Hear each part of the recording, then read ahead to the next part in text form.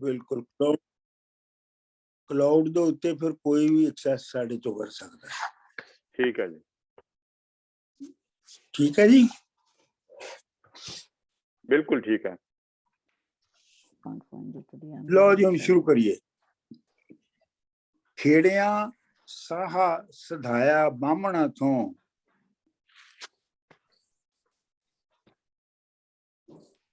भली तिथ मुहूर्त वार मियां, नामी सामणो रात सी वीरवारी, लिख घलिया ए निर्वार मियां। खेड़िया ने बामणा कोलों ਜਿਹੜਾ ਹੈ ਉਹ ਵਿਆਹ ਦੇ ਵਾਸਤੇ ਜਿਹੜਾ ਨੇਕ ਤੇ ਮੁਬਾਰਕ ਦਿਨ ਸੀਗਾ ਉਹ ਪੁੱਛਵਾਇਆ, ਤੇ ਮਤਲਬ ਇਹ ਵੀ ਪੁੱਛਵਾਇਆ ਕਿ ਉਹ ਤਾਰੀਖ ਕੀ ਹੋਏਗੀ। ਇਸ ਦਾ ਮਤਲਬ ਚੰਦ ਰਾਤ ਵੀ ਹੁੰਦਾ ਹੈ, ਕਿਹੜੀ ਕਿਹੜੀ ਚੰਦੋਂ ਕਿਹੜੀ ਤਾਰੀਖ ਹੋਏਗੀ। ਤਿਥ ਦਾ ਮਤਲਬ ਇਹ ਵੀ ਹੈਗਾ। ਤੇ ਮੁਹੂਰਤ ਜਿਹੜੀ ਹੈ ਨਾ ਉਹ ਦਿਨ ਦਾ ਜਿਹੜਾ ਹੈ ਉਹ 30th ਹਿੱਸਾ ਜਿਹੜਾ ਉਹਨੂੰ ਮੁਹੂਰਤ ਕਹਿੰਦੇ ਨੇ। ਤੇ ਵਾਰ ਮੀਆਂ ਮਤਲਬ ਇਸ ਦਿਨ ਹੋਏਗਾ। ਨਾਵੀਂ ਸਾਹਮਣੋਂ ਰਾਤ ਸੀ ਵੀਰਵਾਰੀ, ਤੇ ਮਤਲਬ ਜਿਹੜੀ ਸ਼ਾਦੀ ਹੋਏਗੀ ਉਹ ਸੌਣ ਦੀ ਨਵੀਂ 9 ਤਾਰੀਖ ਨੂੰ ਹੋਏਗੀ, ਵੀਰਵਾਰੀ। ਉਸ ਦਿਨ ਥਰਸਡੇ ਹੋਏਗਾ, ਜੁਮੇਰਾਤ ਹੋਏਗਾ। ਲਿਖ ਘੱਲਿਆ ਇਹ ਨਿਰਵਾਰ ਮੀਆਂ, ਇਹ ਤਾਰੀਖ ਜਾਂ ਇਹ ਵਕਤ ਜਿਹੜਾ ਉਹਨਾਂ ਨੇ ਲਿਖ ਕੇ ਭੇਜਤਾ, ਤੇ ਇਹ ਇਸ ਦੇ ਉੱਤੇ ਨਿਰਵਾਰ ਦਾ ਮਤਲਬ ਹੈ ਜਿਹਦੇ ਉੱਤੇ ਕੋਈ ਸ਼ੱਕ ਨਾ ਕੀਤਾ ਜਾਏ, ਬਗੈਰ ਕਿਸੇ ਗੁੰਝਲ ਜਾਂ ਰੌਲੇ ਦੇ। ਪੈਰ ਰਾਤ ਨੂੰ ਆਣ ਨਕਾ ਲੈਣਾ। ਰਾਤ ਇੱਕ ਪੈਰ ਜਦੋਂ ਗੁਜ਼ਰ ਜਾਵੇ ਤੇ ਨਿਕਾਹ ਉਦੋਂ ਹੋਏਗਾ। ਮਤਲਬ ਐਗਜ਼ੈਕਟ ਟਾਈਮ ਵੀ ਮੁਕਰਰ ਕੀਤਾ ਜਾ ਰਿਹਾ। ਢਿੱਲ ਲਾਵਣੀ ਨਹੀਂ ਜ਼ਿਨਹਾਰ ਮੀਆਂ, ਤੁਹਾਡੇ ਕੁਝ ਹੋਰ ਲਿਖਿਆ ਹੋਣਾ, ਜ਼ਿਨਹਾਰ ਨਹੀਂ ਹੋਣਾ। ਕੀ ਲਿਖਿਆ? ਜ਼ਿਨਹਾਰ ਹੀ ਲਿਖਿਆ। ਅੱਛਾ, ਜ਼ਿਨਹਾਰ ਦਾ ਮਤਲਬ ਹੈ ਹਰਗਿਜ਼, ਐਬਸੋਲੂਟਲੀ ਤੁਸੀਂ ਕੋਈ ਇਹਦੇ ਚ ਸੁਸਤੀ ਨਹੀਂ ਕਰਨੀ, ਢਿੱਲ ਨਹੀਂ ਲਾਉਣੀ। ਉੱਥੇ ਖੇੜਿਆਂ ਪੁੱਜ ਸਮਾਨ ਕੀਤੇ। ਖੇੜਿਆਂ ਨੇ ਪੁੱਜ ਮਤਲਬ ਬਹੁਤ ਹੀ ਕੰਪਲੀਟ ਤਰੀਕੇ ਦੇ ਨਾਲ ਉਹਨਾਂ ਨੇ ਸਮਾਨ ਕੀਤੇ। ਇੱਥੇ ਸਿਆਲ ਵੀ ਹੋਏ ਤਿਆਰ ਮੀਆਂ, ਰਾਂਝੇ ਦੁਆ ਕੀਤੀ ਜੰਝ ਆਮਦੀ ਨੂੰ। ਰਾਂਝੇ ਨੇ ਜਦੋਂ ਜੰਝ ਆਉਂਦੀ ਵੇਖੀ ਤੇ ਉਹਨੇ ਦੁਆ ਕੀਤੀ ਕਾਈ ਗੈਬ ਦੇ ਕਟਕ ਤੇ ਧਾੜ ਮੀਆਂ, ਕਿ ਇਸ ਜੰਝ ਦੇ ਉੱਤੇ ਕੋਈ ਬਹੁਤ ਵੱਡੀ ਫੌਜ ਦਾ ਹਮਲਾ ਹੋ ਜਾਵੇ, ਯਾਨੀ ਇਹ ਖਤਮ ਹੋ ਜਾਵੇ। ਵਾਰਿਸ ਸ਼ਾਹ ਸਰਬਾਲੜਾ ਨਾਲ ਹੋਇਆ। ਵਾਰਿਸ ਸ਼ਾਹ ਹੁਣੀ ਵੀ ਨਾਲ ਚੱਲ ਪਏ ਨੇ ਤੇ ਉਹ ਸਰਬਾਲੇ ਬਣ ਗਏ ਨੇ ਉਹਦੇ ਖੇੜੇ ਦੇ। ਸਰਬਾਲੜਾ ਪਤਾ ਹੈ ਤੁਹਾਨੂੰ ਕੀ ਹੁੰਦਾ?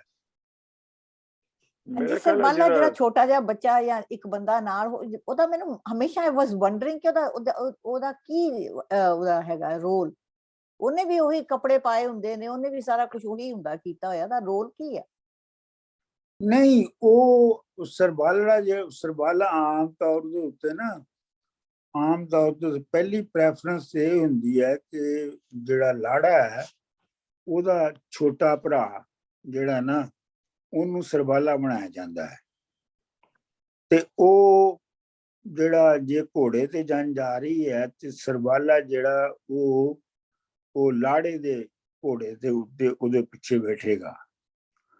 ਮੇਰਾ ਆਪਣਾ ਖਿਆਲ ਹੈ ਕਿ ਇਹ ਜਿਹੜੀ ਰਸਮ ਹੈ ਇਹ ਉਦੋਂ ਸ਼ੁਰੂ ਹੋਈ ਹੋਏਗੀ ਸਰਬਾਲੇ ਵਾਲੀ, ਜਦੋਂ ਇਹ ਧਾੜਾ ਮਾਰ ਕੇ ਔਰਤਾਂ ਚੁੱਕੀਆਂ ਜਾਂਦੀਆਂ ਸਨ, ਤੇ ਉਹ ਜਿਹਨੂੰ ਵਿਆਹੁਣਾ ਹੁੰਦਾ ਸੀ ਉਹਦੇ ਨਾਲ ਇੱਕ ਹੋਰ ਬੰਦਾ ਉਹਦੀ ਹਿਫਾਜ਼ਤ ਲਈ ਉਹਦੇ ਪਿੱਛੇ ਬਿਠਾ ਦਿੱਤਾ ਜਾਂਦਾ ਸੀ। ਲੇਕਿਨ ਜਿਹੜਾ ਸਾਡੇ ਪੰਜਾਬ ਦਾ ਜਿਹੜਾ ਸਰਬਾਲਾ ਹੈ, ਉਹ ਯਾਨੀ ਇਹ ਸਮਝ ਲਓ ਕਿ ਲਾੜੇ ਤੋਂ ਬਾਅਦ ਸਭ ਤੋਂ ਜ਼ਿਆਦਾ ਇੰਪੋਰਟੈਂਟ ਆਦਮੀ ਉਹ ਹੁੰਦਾ ਹੈ। ਔਰ ਬਾਜ਼ ਥਾਵਾਂ ਤੇ ਉਹਨੂੰ ਪੈਸੇ ਵੀ ਦਿੱਤੇ ਜਾਂਦੇ ਨੇ, ਮਤਲਬ ਸਰਬਾਲੇ ਨੂੰ। ਸਰ ਜੀ ਇਹ ਡਾਕਟਰ ਸਾਹਿਬ ਇਹ ਸਿਕਿਉਰਿਟੀ ਲਈ ਆ ਜਾਂ ਕਿ ਉਹ ਬੈਕਅਪ ਬੰਦਾ ਹੈਗਾ? ਨਹੀਂ, ਬੈਕਅਪ ਤੇ ਹੋ ਨਹੀਂ ਸਕਦਾ ਨਾ, ਮਤਲਬ ਇਹ ਨਹੀਂ ਹੋ ਸਕਦਾ ਕਿ ਜੇ ਲਾੜਾ ਮਾਰਿਆ ਗਿਆ ਤੇ ਫਿਰ ਸਰਬਾਲੇ ਨਾਲ ਵਿਆਹ ਹੋਏਗਾ। ਅੱਛਾ, ਇੰਜ ਨਹੀਂ ਹੁੰਦਾ। ਆਮ ਤੌਰ ਦੇ ਉੱਤੇ ਹੁਣ ਤੇ ਇਹ ਹੈ ਕਿ ਜਿਹੜਾ ਸਰਬਾਲਾ ਹੈ ਨਾ, ਉਹ ਛੋਟਾ ਭਰਾ ਹੋਵੇ ਤੇ ਭਰਾਵਾਂ ਵਿੱਚੋਂ ਵੀ ਜਿਹੜਾ ਸਭ ਤੋਂ ਛੋਟਾ ਹੋਵੇ। ਮੈਂ ਆਪਣੇ ਭਰਾ ਦਾ ਸਰਬਾਲਾ ਸਾਂ, ਕਿਉਂਕਿ ਮੈਂ ਉਦੋਂ 5ਵੀਂ 'ਚ ਪੜ੍ਹਦਾ ਸੀ ਜਦੋਂ ਉਹਦਾ ਵਿਆਹ ਹੋਇਆ ਸੀ। ਸਰ ਹੁਣ ਤਾਂ ਸਿਰਫ ਉਹਨੂੰ ਐਜ਼ ਅ ਟੋਕਨ ਜਿਹਾ ਹੀ ਰੱਖਦੇ ਨੇ ਨਾ, ਪਰ ਮਤਲਬ ਇਨੀਸ਼ੀਅਲੀ when ਇਹ ਗੱਲ ਸ਼ੁਰੂ ਹੋਈ ਹੈ ਉਦੋਂ ਫॉर ਸਿਕਿਉਰਿਟੀ ਰੀਜ਼ਨ ਬੰਦੇ ਨੂੰ ਪਿੱਛੇ ਬਿਠਾਉਂਦੇ ਸੀ। ਬਿਲਕੁਲ। we always thought ਕਿ ਨਹੀਂ, ਉਥੋਂ ਹਾਂਜੀ ਦੇਖੋ ਨਾ, ਜਿਹੜੀਆਂ ਸ਼ਾਦੀ ਦੀਆਂ ਸਾਰੀਆਂ ਰਸਮਾਂ ਨੇ ਹੁਣ ਤੇ ਉਹ ਸਾਰੀਆਂ ਸਿੰਬੋਲਿਕ ਹੋ ਗਈਆਂ ਨੇ। ਸਹੀ ਗੱਲ। ਮਿਸਾਲ ਦੇ ਤੌਰ ਦੇ ਉੱਤੇ ਜਿਹੜੇ ਜੰਝ ਆਉਣ ਦੇ ਉੱਤੇ ਜਿਹੜੀਆਂ ਕੁੜੀ ਵੱਲੋਂ ਔਰਤਾਂ ਸਿੱਠਣੀਆਂ ਦਿੰਦੀਆਂ ਨੇ ਨਾ ਜੀ, ਤੁਹਾਨੂੰ ਪਤਾ ਕੀ ਹੁੰਦੀ ਹੈ? ਹਾਂਜੀ ਹਾਂਜੀ। ਨਹੀਂ, ਤੁਸੀਂ ਹੋਰ ਕੋਈ ਦੱਸੋ। ਕਿਸ਼ਵਰ ਜੀ, ਪਤਾ ਸਿੱਠਣੀ ਕੀ ਹੁੰਦੀ ਹੈ? ਹਾਂਜੀ ਡਾਕਟਰ ਸਾਹਿਬ, ਬਿਲਕੁਲ ਪਤਾ ਹੈ। ਅੱਛਾ, ਤੇ ਉਹ ਸਿੱਠਣੀਆਂ ਦਿੰਦੀਆਂ ਨੇ, ਲੇਕਿਨ ਓਰੀਜਨਲੀ ਤੇ ਇਹ ਸੀ ਕਿ ਜਿਹੜੀਆਂ ਧਾੜੇ ਮਾਰਨ ਵਾਲਿਆਂ ਨੂੰ ਗਾਲਾਂ ਕੱਢਦੀਆਂ ਸਨ ਔਰਤਾਂ, ਉਹ ਸਿੱਠਣੀਆਂ ਸਨ। ਤੇ ਇਹ ਜਿਹੜੇ ਸਾਡੇ ਜਟਕੇ ਪਿੰਡ ਨੇ ਨਾ ਜਾਮੀਆਂ ਦੇ ਇੱਥੇ ਪੰਜਾਬ 'ਚ, ਇਹਨਾਂ ਵਿੱਚੋਂ ਬਹੁਤ ਸਾਰਿਆਂ ਦੇ ਵਿੱਚ ਅਜੇ ਵੀ ਇਹ ਰਸਮ ਹੈਗੀ ਹੈ ਕਿ ਕਈ ਤਰ੍ਹਾਂ ਦੀਆਂ ਰਸਮਾਂ ਨੇ ਜਿਹੜੀਆਂ ਪੁਰਾਣੇ ਵੇਲੇ ਤੋਂ ਆ ਰਹੀਆਂ ਨੇ। ਮਿਸਾਲ ਦੇ ਤੌਰ ਦੇ ਉੱਤੇ ਇਹ ਹੈ ਕਿ ਇਹ ਪਹਿਲੀ ਕਿ ਜਿਹੜਾ ਕੋਈ ਲਾੜੇ ਦੇ ਪਿੰਡ ਦਾ ਬੰਦਾ ਹੈ, ਉਹ ਕੁੜੀ ਦੇ ਪਿੰਡ ਵਿਆਹ ਵਾਲੇ ਦਿਨ ਤੋਂ ਪਹਿਲੇ ਆ ਨਾ ਸਕੇ ਬਤੌਰ ਜਸੂਸ ਤੇ ਉਹ ਬਿਲਕੁਲ ਉਹਨੂੰ ਰੋਕਣ ਲਈ ਸਾਰੇ ਸਮਾਨ ਪਿੰਡ ਵਾਲੇ ਕਰਦੇ ਨੇ। ਫਿਰ ਇਹ ਹੈ ਕਿ ਜਿਸ ਰਾਹ ਤੋਂ ਜੰਝ ਨੇ ਆਉਣਾ ਹੁੰਦਾ ਹੈ, ਉਸ ਰਾਹ ਵਿੱਚ ਟੋਏ ਖੱਟ ਕੇ ਤੇ ਉਹਦੇ ਉੱਤੇ ਕਾਨੇ ਸ਼ਾਨੇ ਤੇ ਹੋਰ ਚੀਜ਼ਾਂ ਪਾ ਦਿੱਤੀਆਂ ਜਾਂਦੀਆਂ ਨੇ, ਤਾਂ ਕਿ ਜਿਹੜੇ ਆਉਣ ਵਾਲੇ ਨੇ ਉਹਨਾਂ ਦੇ ਘੋੜੇ ਜਾਂ ਜੋ ਵੀ ਹੈਗਾ ਉਹਦੇ ਚ ਡਿੱਗ ਜਾਣ। ਅੱਛਾ, ਫਿਰ ਇਹ ਹੈ ਕਿ ਜਦੋਂ ਜੰਝ ਕੁੜੀ ਨੂੰ ਲੈ ਕੇ ਜਾਂਦੀ ਹੈ ਤੇ ਸਾਰਾ ਪਿੰਡ ਜਿਹੜਾ ਹੈ ਉਹਨੂੰ ਪਿੱਛੋਂ ਵੱਟੇ ਮਾਰਦਾ ਹੈ, ਜਿੰਨਾ ਚਿਰ ਤੱਕ ਉਹ ਨਜ਼ਰ ਆਉਂਦੀ ਰਹਿੰਦੀ ਹੈ। ਇਹ ਸਾਰੀਆਂ ਜਿਹੜੀਆਂ ਰਸਮਾਂ ਨੇ, ਇਹ ਮੇਰੇ ਖਿਆਲ 'ਚ ਪੰਜਾਬ ਵਿੱਚ ਇਹ ਉਸ ਜ਼ਮਾਨੇ ਦੀਆਂ ਨੇ ਜਦੋਂ ਇਹ ਜਿਹੜੇ ਆਰੀਆ ਨੇ ਉਹ ਜ਼ਬਰਦਸਤੀ ਔਰਤਾਂ ਨੂੰ ਚੁੱਕਦੇ ਸਨ। Sorry, Dr. Mansoor, ਹੁਣ ਵੀ ਕਰਦੇ ਨੇ ਇਦਾਂ? ਨਹੀਂ ਹੁਣ, ਲੇਕਿਨ ਹੁਣ ਉਹ ਮੈਂ ਕਹਿ ਰਿਹਾ ਕਿ ਮੁਖਤਲਿਫ ਜਿਹੜੀ ਮੈਂ ਤੇ ਤੁਹਾਨੂੰ ਜਿਹੜੇ ਬਹੁਤ ਹੀ ਪੁਰਾਣੀ ਸੁਸਾਇਟੀਆਂ ਦੇ ਵਿੱਚ ਜਿਹੜਾ ਜਾਰੀ ਹੈ ਉਹ ਦੱਸ ਰਿਹਾ ਸੀ ਨਾ, ਲੇਕਿਨ ਜਿਹੜੇ ਸਾਡੇ ਅਸੀਂ ਜਿਹੜੇ ਆਮ ਕੀ ਕਹਿਣਾ ਚਾਹੀਦਾ ਹੈ ਈਸਟ ਪੰਜਾਬ, ਸੈਂਟਰਲ ਪੰਜਾਬ ਦੇ ਪੰਜਾਬੀ ਹੈ, ਸਾਡੇ ਵਿੱਚ ਹੁਣ ਉਹ ਸਿਰਫ ਰਸਮਾਂ ਦੇ ਤੌਰ ਦੇ ਉੱਤੇ ਸਿੰਬੋਲਿਕ ਰਹਿ ਗਈਆਂ। ਉਹਨਾਂ ਦਾ ਉਹ ਮਤਲਬ ਨਹੀਂ ਹੈ ਜਿਹੜਾ ਉਹਨਾਂ ਦਾ ਮਤਲਬ ਜਿਸ ਤੋਂ ਉਹ ਸ਼ੁਰੂ ਹੋਈਆਂ ਸਨ। So I'm trying to connect to modern, like weddings and Western. So जिस तरह बातें कर रहे हो, I'm relating it to like, is it like a best man kind of हाँ, thing? ਇਹ ਹੈ ਕਿ ਜਿਹੜਾ ਬੈਸਟ ਮੈਨ ਹੈ ਉਹ ਸਰਬਾਲੜਾ ਤਕਰੀਬਨ ਉਹ ਹੀ ਹੁੰਦਾ ਹੈ। Yeah. ਲੇਕਿਨ ਅਗਰ ਤੁਸੀਂ ਪੂਰਾ ਸ਼ਾਦੀ ਦਾ ਇੰਸਟੀਟਿਊਸ਼ਨ ਜਿਹੜਾ ਹੈ ਨਾ ਉਹਨੂੰ ਗੌਰ ਨਾਲ ਵੇਖੋ ਤੇ ਜਿਹੜੀ ਜੰਝ ਹੈ ਉਹ ਅਸਲ ਦੇ ਵਿੱਚ ਜਿਹੜੀ ਜੰਝ ਹੁੰਦੀ ਹੈ ਉਹ ਆਲਮੋਸਟ ਇੱਕ ਧਾੜਾ ਮਾਰਨ ਦਾ ਲਈ ਮਰਦਾਂ ਦਾ ਇਕੱਠ ਹੁੰਦਾ ਹੈ। ਪਹਿਲੇ ਤੇ ਸਾਡੇ ਆਂ ਵੀ ਔਰਤਾਂ ਜਿਹੜੀਆਂ ਨੇ ਉਹ ਜੰਝ ਵਿੱਚ ਨਹੀਂ ਸੀ ਜਾਂਦੀਆਂ, ਮੇਰੇ ਕਮ ਅਜ਼ ਕਮ ਮੇਰੀ ਹੋਸ਼ ਤੱਕ ਤੇ ਨਹੀਂ ਸੀ ਜਾਂਦੀਆਂ, ਲੇਕਿਨ ਹੁਣ ਜਾਂਦੀਆਂ ਨੇ ਔਰਤਾਂ ਵੀ ਜਿਹੜੀਆਂ ਨੇ ਉਹ ਜੰਝ ਵਿੱਚ ਜਾਂਦੀਆਂ ਨੇ। ਤੇ ਜੰਝ ਪੂਰੀ ਜਿਹੜਾ ਜੰਝ ਦੀ ਜਿਹੜੀ ਬਣਤਰ ਹੈ ਉਹਦੀ ਜਿਹੜੀ ਕੰਸਟਰਕਸ਼ਨ ਹੈ ਉਹ ਧਾੜਾ ਮਾਰਨ ਵਾਲਿਆਂ ਦੀ ਹੈ, ਜਿਹਨੇ ਕੁੜੀ ਨੂੰ ਚੁੱਕ ਕੇ ਲਿਆਉਣਾ ਜ਼ਬਰਦਸਤੀ। ਸਰ ਜੀ ਤੁਸੀਂ ਐਡੀ ਵੱਡੀ ਇੱਕ ਗੱਲ ਕਲੀਅਰ ਕੀਤੀ ਹੈ ਵਿਚ ਆਈ ਨੈਵਰ ਅੰਡਰਸਟੂਡ ਕਿ ਵੀ ਜਿਹੜਾ ਦਹੇਜ ਦਿੰਦੇ ਨੇ ਕਿਉਂ ਦਿੰਦੇ ਨੇ। ਸੋ ਦਹੇਜ ਆਲਸੋ ਇਜ਼ ਸਿੰਬੋਲਿਕ ਕਿ ਜਿਹੜੇ ਉਹ ਚੀਜ਼ਾਂ ਲੁੱਟ ਕੇ ਲੈ ਜਾਂਦੇ ਸੀ। ਬਿਲਕੁਲ। ਓ ਮਾਈ ਗੁੱਡਨੈਸ, ਇਹ this is an I opener. ਬਿਲਕੁਲ That's massive. Yeah. ਬਿਲਕੁਲ। Wow. ਮਤਲਬ ਇਹ ਹੈ ਕਿ ਇਹ ਜਿਹੜੀ ਸ਼ਾਦੀ ਦਾ ਇੰਸਟੀਟਿਊਸ਼ਨ ਜਿਹੜਾ ਹੈ ਇਹਨੂੰ ਜਿਵੇਂ ਅਸੀਂ ਇਨੋਸੈਂਟਲੀ ਔਰ ਉਹਦੀ ਰਿਚੁਅਲ ਦੇ ਥਰੂ ਦੇਖ ਰਹੇ ਹਾਂ ਉਹ ਇੰਜ ਨਹੀਂ ਹੈ, ਉਹਦੇ ਪਿੱਛੇ ਮਾਰ ਧਾੜ ਹੈਗੀ ਹੈ। ਅੱਛਾ, ਅੱਜ ਕੱਲ ਵੀ ਤਾਂ ਵੈਸੇ ਬੰਦੂਕਾਂ ਚਲਾਉਂਦੇ ਨੇ ਤਾਂ ਨਾਲ ਹਥਿਆਰ ਲੈ ਕੇ ਆਉਂਦੇ ਨੇ ਸਭ ਕੁਝ। ਆਹੋ, ਇਹ ਅਸਲ ਦੇ ਵਿੱਚ ਉਦੋਂ ਦਾ ਹੀ ਉੱਥੋਂ ਹੀ ਇਹ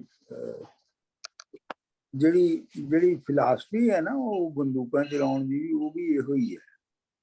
ਵਾਹ। ਇਹ ਇੱਕ ਅਟੈਕਿੰਗ ਬੈਂਡ ਦੇ ਤੌਰ ਦੇ ਉੱਤੇ ਜਾਣਾ ਹੈ। ਬੰਬ ਵਾਲੇ ਪਟਾਕੇ ਚਲਾ ਦਿੰਦੇ ਸਨ। ਇੱਕ ਜਿਹੜਾ ਲਫ਼ਜ਼ ਹੈ ਨਾ ਜੀ ਮਹੂਰਤ, ਇਹ ਜਿਹੜਾ ਮਹੂਰਤ ਹੈਗਾ ਨਾ ਜਿਹੜਾ ਉਹਨੇ ਆਖਿਆ ਨਾ ਇੱਕ ਪੈਰ ਫਲਾਣੇ ਦੇ, ਉਹ ਜਿਹੜਾ ਮਹੂਰਤ ਹੁੰਦਾ I think if I am not correct is not mistaken it's a specific time ਜਦ ਤੁਸੀਂ ਇਹ ਕੰਮ ਕਰਦੇ। Yeah, isn't that like from Indian dramas? It's an Yeah, auspicious Muhurat. time. That's what I was Yeah. thinking. ਮਹੂਰਤ ਦਾ ਮਤਲਬ ਹੈ exact time, ਯਾਨੀ ਦਿਨ ਦੇ ਕਿਹੜੇ 30ਵੇਂ ਹਿੱਸੇ ਵਿੱਚ 30th ਹਿੱਸੇ ਵਿੱਚ ਇਹ ਕੰਮ ਹੋਣਾ। ਲੇਕਿਨ ਅਗਰ ਇਸ ਬੰਦ ਨੂੰ ਇਸ ਬੰਦ ਨੂੰ ਪੂਰੇ ਨੂੰ ਵੇਖੋ ਤੇ ਤੁਸੀਂ ਇਹ ਦੇਖੋ ਕਿ ਜਿਹੜੀ ਸ਼ਾਦੀ ਦੀ ਤਾਰੀਖ ਤੇ ਵਕਤ ਜਿਹੜਾ ਹੈ ਉਹ ਜੰਝ ਮੁਸਲਮਾਨਾਂ ਦੀ ਹੈ, ਖੇੜਿਆਂ ਦੀ, ਤੇ ਜਿਹੜਾ ਟਾਈਮ ਕਢਵਾਇਆ ਜਾ ਰਿਹਾ ਹੈ ਸ਼ਾਦੀ ਦੀ ਮਹੂਰਤ ਕਢਵਾਈ ਜਾ ਰਹੀ ਹੈ ਉਹ ਬਾਹਮਣਾਂ ਕੋਲੋਂ ਕਢਵਾਈ ਜਾ ਰਹੀ ਹੈ। ਠੀਕ ਤੇ ਲੇਕਿਨ ਫਿਰ ਜਦੋਂ ਤਾਰੀਖ ਕਢਵਾ ਕੇ ਤੇ ਫਿਰ ਵਾਪਸ ਮੁਸਲਮਾਨਾਂ ਵੱਲ ਬਾਰਿਸ਼ ਆ ਜਾਂਦਾ ਹੈ ਨਿਕਾਹ ਲੈਣਾ। ਵਾਹ। ਇਹਦੇ ਵਿੱਚ ਵਾਰਿਸ ਸ਼ਾਹ ਨੇ ਜਿਹੜੀਆਂ ਪੰਜਾਬ ਦੇ ਵਿੱਚ ਜਿਹੜੀਆਂ ਟ੍ਰੈਡੀਸ਼ਨ ਚੱਲ ਰਹੀ ਸੀ ਕਿ ਪੁਰਾਣੇ ਪੰਜਾਬ ਦੇ ਵਿੱਚ, ਯਾਨੀ ਪੁਰਾਣੇ ਤੋਂ ਮੁਰਾਦ ਹੈ ਕਿ 18ਵੀਂ 19ਵੀਂ ਸਦੀ ਦੇ ਪੰਜਾਬ ਦੇ ਵਿੱਚ ਇਹ ਤਾਰੀਖ ਕੱਢਣ ਦਾ ਵਿਆਹ ਲਈ ਕੰਮ ਅਜੇ ਵੀ ਬਾਹਮਣ ਕਰਦੇ ਸਨ ਤੇ ਅਜੇ ਇਹ ਨਹੀਂ ਸੀ ਆਇਆ ਕਿ ਜੀ ਹੁਣ ਤੇ ਸਾਡੇ यहाँ ਤੇ ਕੋਈ ਬਾਹਮਣ ਸ਼ਾਮਣ ਨਹੀਂ ਨਾ ਕੱਢਦੇ, ਸਾਡੇ ਹੈ ਹੀ ਨਹੀਂ ਹੈ ਬਾਹਮਣ ਸਾਡੇ ਪਾਕਿਸਤਾਨੀ ਪੰਜਾਬ 'ਚ, ਤੇ ਕੱਢਣਾ ਕਿੰਨੇ ਹੈ। ਲੇਕਿਨ ਵਾਰਿਸ ਸ਼ਾਹ ਦੇ ਵੇਲੇ ਤੱਕ ਇਹ ਕੱਢਦੇ ਸਨ। ਔਰ ਹਾਂਜੀ, ਇਸ਼ਾਰਾ ਕੀ ਹੈ ਕਿ ਵੀ ਸਾਰੇ ਹਾਰਮੋਨੀਅਸਲੀ ਰਹਿੰਦੇ ਸੀ ਇਕੱਠੇ? Is this what he is trying to tell ਅਸ?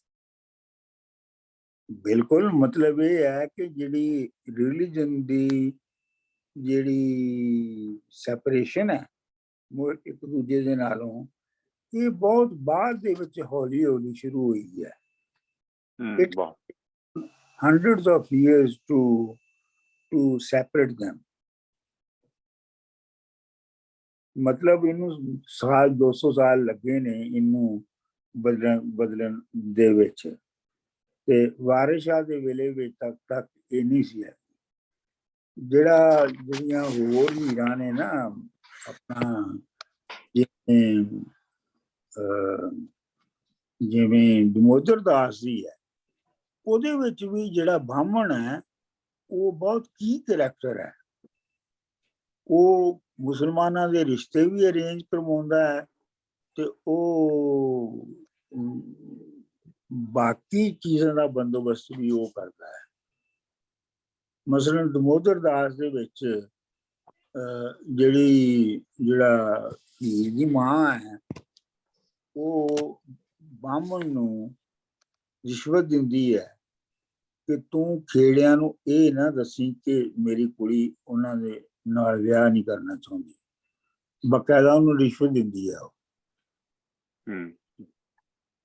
ਸੋ ਮਤਲਬ ਇਹ ਹੈ ਕਿ ਜਿਹੜਾ, ਔਰ ਵੈਸੇ ਵੀ ਜਿਹੜੇ ਮੈਸੇਂਜਰ ਜਿਹੜਾ ਦਾ ਕੰਮ ਸੀ ਉਹ ਬਾਹਮਣ ਕਰਦੇ ਸਨ।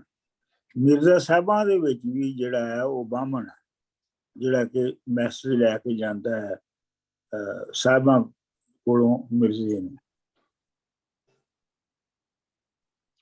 ਡਾਕਟਰ ਸਾਹਿਬ, ਹੈਰਾਨੀ ਦੀ ਗੱਲ ਹੈ ਕਿ ਜਿਹੜੀ ਇਹ ਐਸਟਰੋਲੋਜੀ ਦੀ ਐਡਵਾਂਸਮੈਂਟ, ਇਹਦਾ ਯੂਜ਼ ਜਾਂ ਅਬਿਊਜ਼ ਹੋਇਆ, ਕਿੰਨਾ ਇਨਗ੍ਰੇਨਡ ਹੈ ਦੁਨੀਆ ਦੇ ਔਰ ਇਨਸਾਨਾਂ ਦੇ ਪਲ ਪਲ ਦੀ ਜ਼ਿੰਦਗੀ ਦੇ ਵਿੱਚ ਇਹ ਇੰਟਰਫੇਅਰ ਕੀਤਾ ਗਿਆ।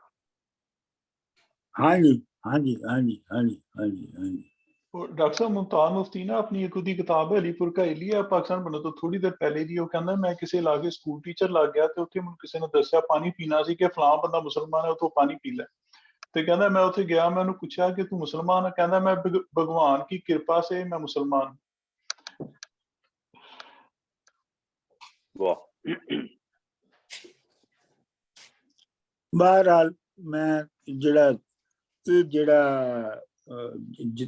ਜਿਹੜਾ ਆਮ ਤੌਰ ਦੇ ਉੱਤੇ ਵਾਰਿਸ ਸ਼ਾਹ ਤੇ ਇਤਰਾਜ਼ ਕੀਤਾ ਜਾਂਦਾ ਹੈ, ਜਿਵੇਂ ਮੁਸ਼ਤਾਕ ਸੂਫੀ ਸਾਹਿਬ ਨੇ ਕੀਤਾ ਸੀ ਕਿ ਉਹ ਮਜ਼ਹਬ ਨੂੰ ਲੈ ਕੇ ਚੱਲਦਾ ਹੈ। ਮੇਰਾ ਖਿਆਲ ਹੈ ਕਿ ਵਾਰਿਸ ਸ਼ਾਹ ਮਜ਼ਹਬ ਨੂੰ ਲੈ ਕੇ ਕਿਤੇ ਵੀ ਨਹੀਂ ਚੱਲਦਾ। ਉਹ ਸ਼ੁਰੂ ਦੇ 4-5 ਬੰਦਾਂ ਦੇ ਵਿੱਚ ਆਪਣੇ ਅਕੀਦੇ ਦੀ ਗੱਲ ਦੱਸ ਦਿੰਦਾ ਹੈ ਕਿ ਮੇਰਾ ਆਪਣਾ ਅਕੀਦਾ ਕੀ ਹੈ, ਲੇਕਿਨ ਜਦੋਂ ਉਹ ਫਿਰ ਡਰਾਮੇ